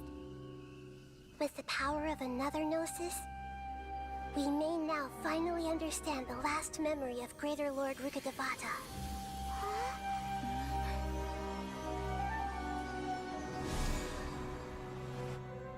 This is... That's right. This is the last memory of my predecessor. We all nestle Stop, under stop, the stop. great tree of wisdom. Stop. Okay. So basically, they meet her, and basically what they find out is that Rukkhadevata herself is corrupted with forbidden knowledge, which is basically it's how the Abyss attacks Irminsul, basically, because Abyss will modify itself to fit the weakness or the needs to destroy like certain places and stuff, right? And so it manifests itself in Irminsul as forbidden knowledge and is corrupting it, basically. And so they're trying to get rid of this forbidden knowledge. But the problem is, Greater Lord Rukkhadevata can't exactly erase herself from Irminsul, because it's like a paradox, basically. Yeah. So she snaps off like the most pure branch of Irminsul and creates Nahida. So basically, since Rukkhadevata is an avatar of Irminsul, and because Nahida is the purest branch of Irminsul, they're basically the same people, but with different fates now. Because like she'll grow up to be like a different, because it's not the exact same. She's not going to grow up the exact same way as like Rukkhadevata does, right? And so Rukkhadevata needs Nahida to delete her completely from Irminsul to get rid of all the forbidden knowledge and cleanse Irminsul, right? Yeah. The problem is when you delete something from Irminsul, you're deleting all knowledge from Irminsul. And because Irminsul is compiling all knowledge from the ley lines and stuff, that means you're deleting like the memories, all memories people have of like whatever from Irminsul. That means they'll lose those memories.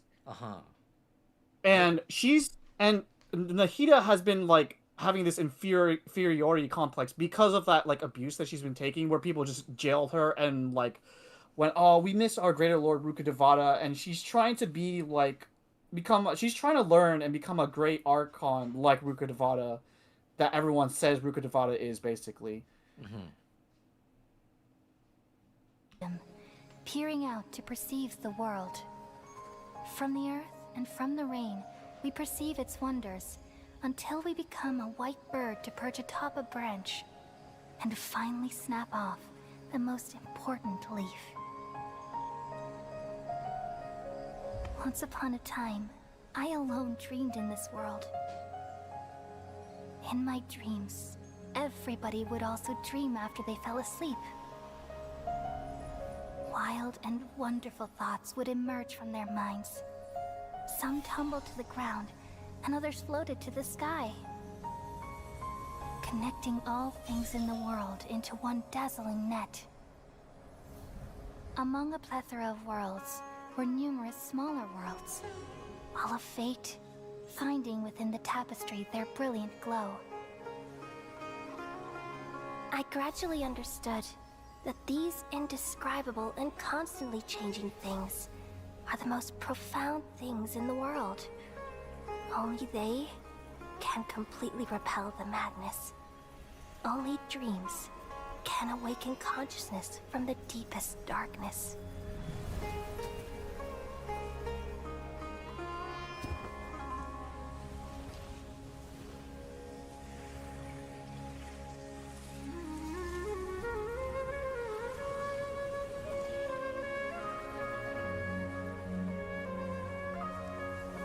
I'm the one who posed this question, yet also the one who sought a solution. Saving the world with the dreams of the people used to be my answer. And now, you've also found your own answer, and I shall return all the dreams to the people.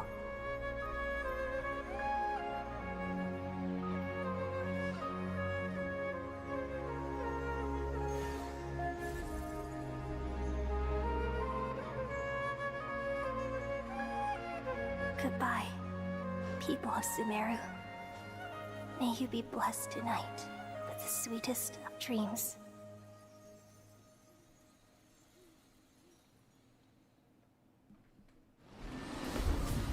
Okay.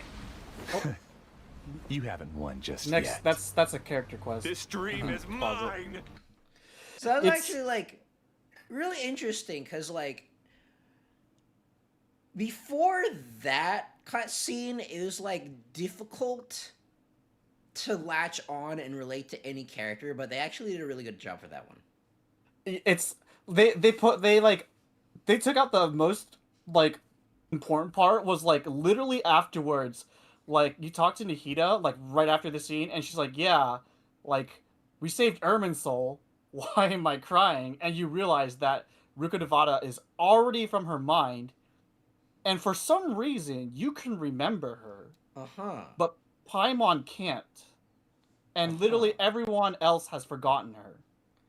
Uh-huh. And you realize that because you're not from this world, and because you're not being influenced by Ermin's soul, that's why you can still remember Ruka Devata, despite the fact that everyone else has forgotten her, because everyone is connected to that, the ley lines in Ermin's soul. Uh-huh. Actually, and you choose to keep this knowledge hidden because that's what Ruka Devata wanted, because she needs to stay forgotten in order to keep the forbidden knowledge from corrupting Ermin's soul, basically. Uh-huh. What was it? Ever, like, at this point in this story, is it revealed what Paimon is? We have our theories. We are not sure if they're right or not. Uh-huh. But I will say that even from here, people think, like, even at this time when this came out, people think that she's the mysterious god that broke you apart. Uh-huh. We're not entirely sure if that's the answer, but that was one of the theories. We have no idea if she is or not. Uh-huh. Because, like, there's, like, an interesting comparison to Wuwa here, because, like, I don't know if you know who Abby is in Wuwa. It's basically Wuwa's version of Paimon, except doesn't appear as much. You've spoken about her, but I don't... Yeah. No. Abby has a kind of a similar situation to Paimon, in that we don't know what Abby is. We only know that Abby, well, one of the evil god dudes, like, before you, like, banished one of the evil god dudes, she was like, Abby, why have you betrayed us? And then she didn't actually say Abby. I think it's like Abinis or something. And then that's all we know, and the game hasn't elaborated on that further. So it's actually kind of a similar situation to Paimon. I don't know how they're going to do it, but it's hinted that Abby is, like, used to be maybe, like, an evil god or something that came from, like, a different planet or something. Got you. But Paimon is still, like, a big mystery for all of us. We have theories about her being the unknown god, but, like, they're not confirmed at all.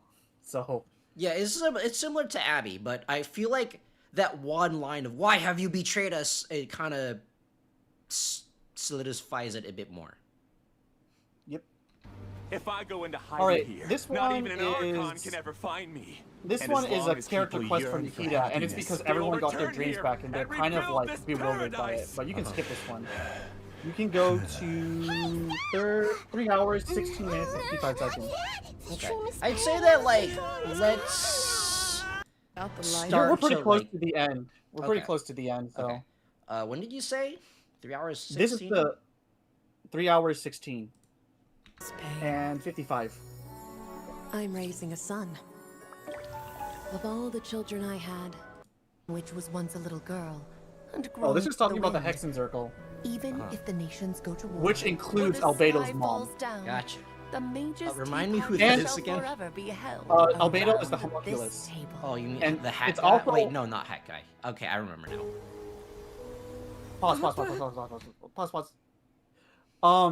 And it also includes Alice, which is, like,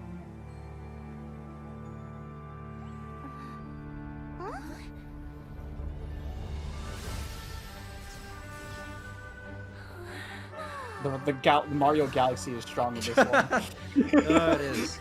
It's reverse Mario Galaxy. Things are going up.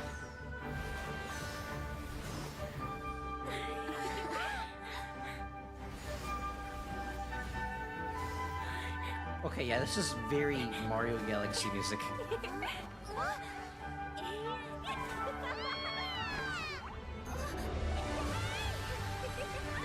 Okay, apparently you can sit on those. This is all a dream, by the way. Oh, gotcha. Yeah, you're trying to like help the little girl and Gormia, and so you literally ask the help of the Dendro Archon because she's like god of dreams, you know. So.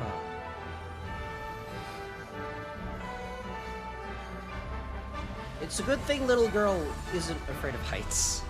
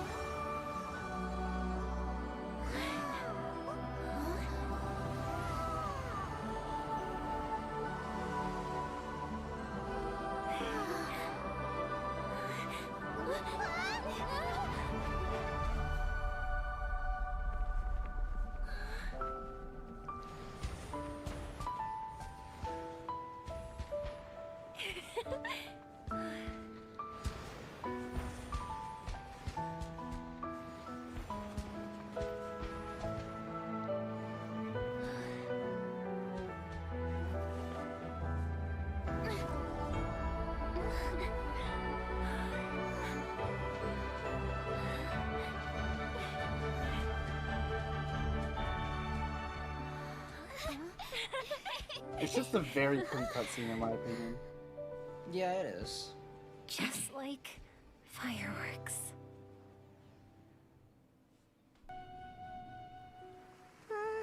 All right. Is That's that it. pretty much it? Gotcha.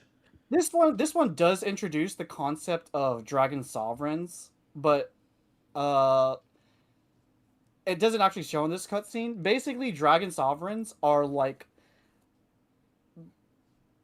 the archons before the archons. Like there were seven elemental dragon sovereigns, and basically when the heavenly principles like destroyed the Dragon King and stole their power, they basically gave it to the 7 archons and had a war over it, basically.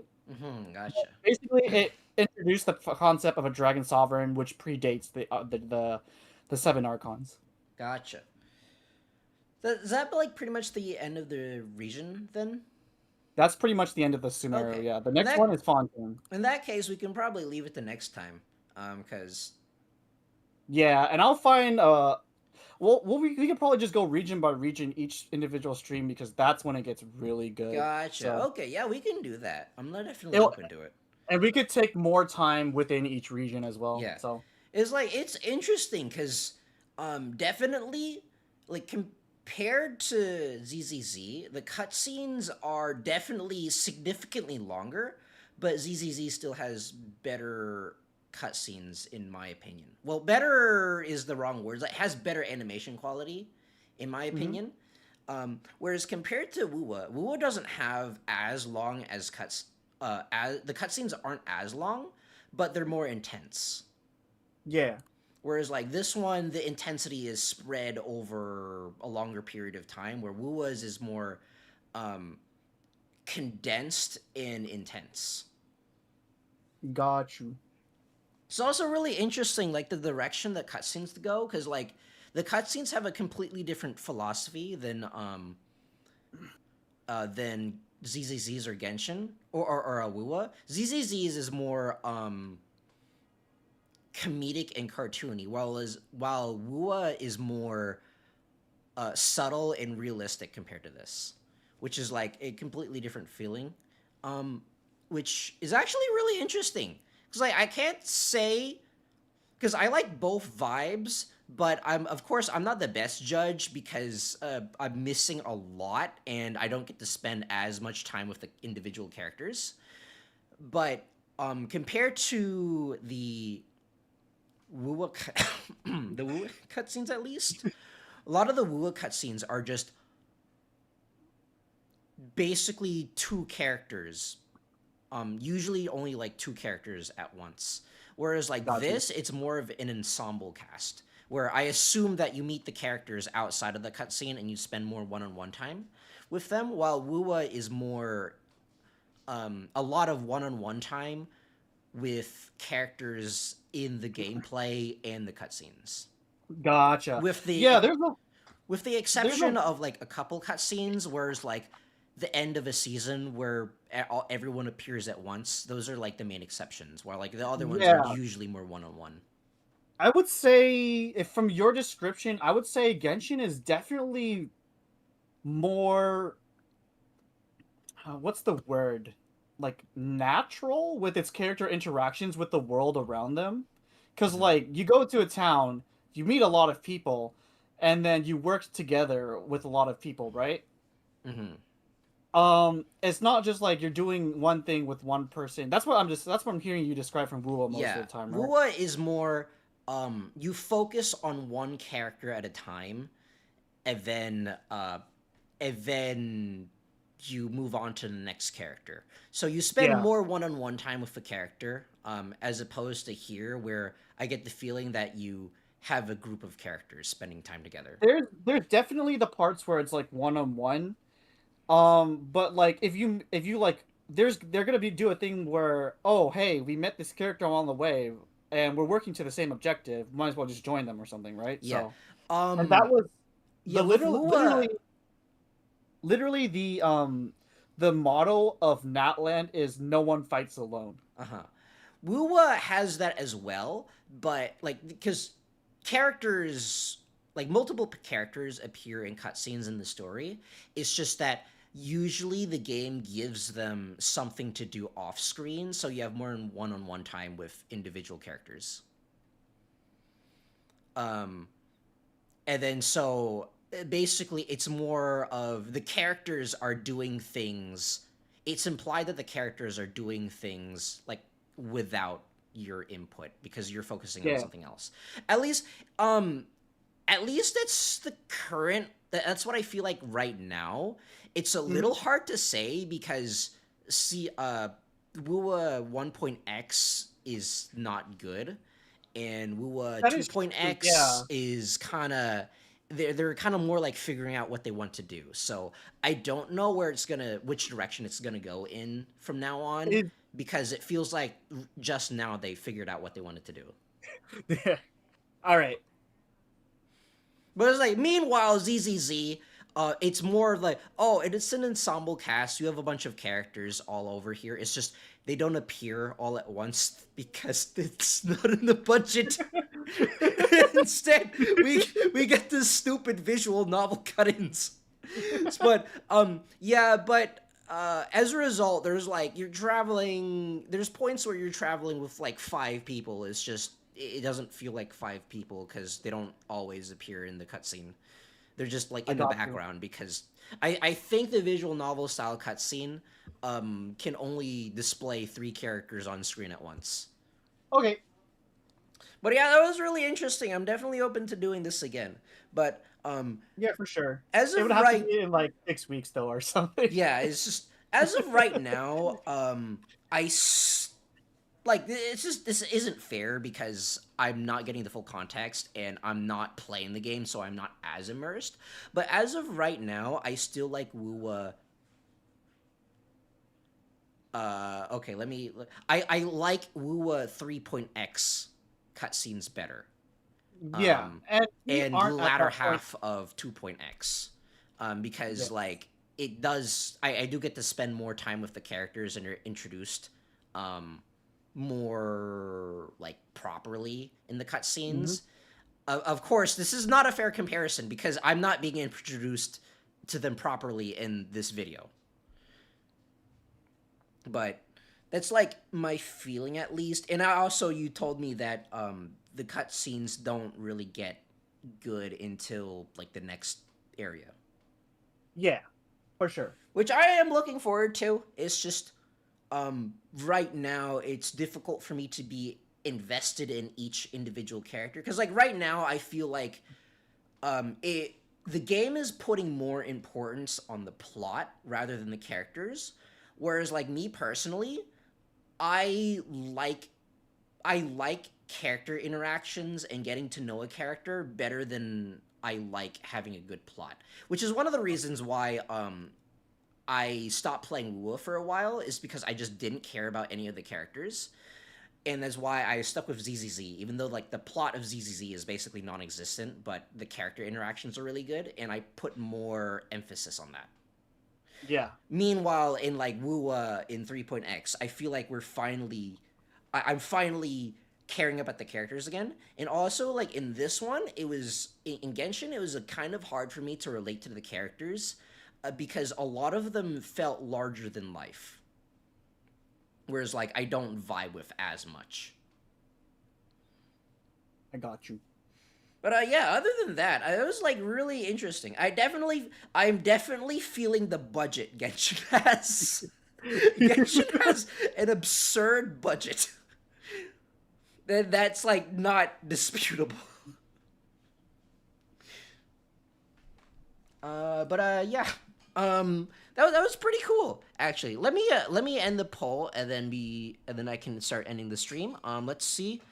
Uma Musume won first place, while Arknight's Enfield got second place, ZZZ got third, and Fate Grand Order got last place. You can't really put multiple ones on there, so... Yeah, I know. It's just... I wanted the YouTube engagement, because that's what you're supposed to do. You can blame YouTube for that. But yeah, let's definitely do this again. I don't know when we're going to do this again, but let's definitely do this again. But that was pretty good. Any final thoughts before I end it?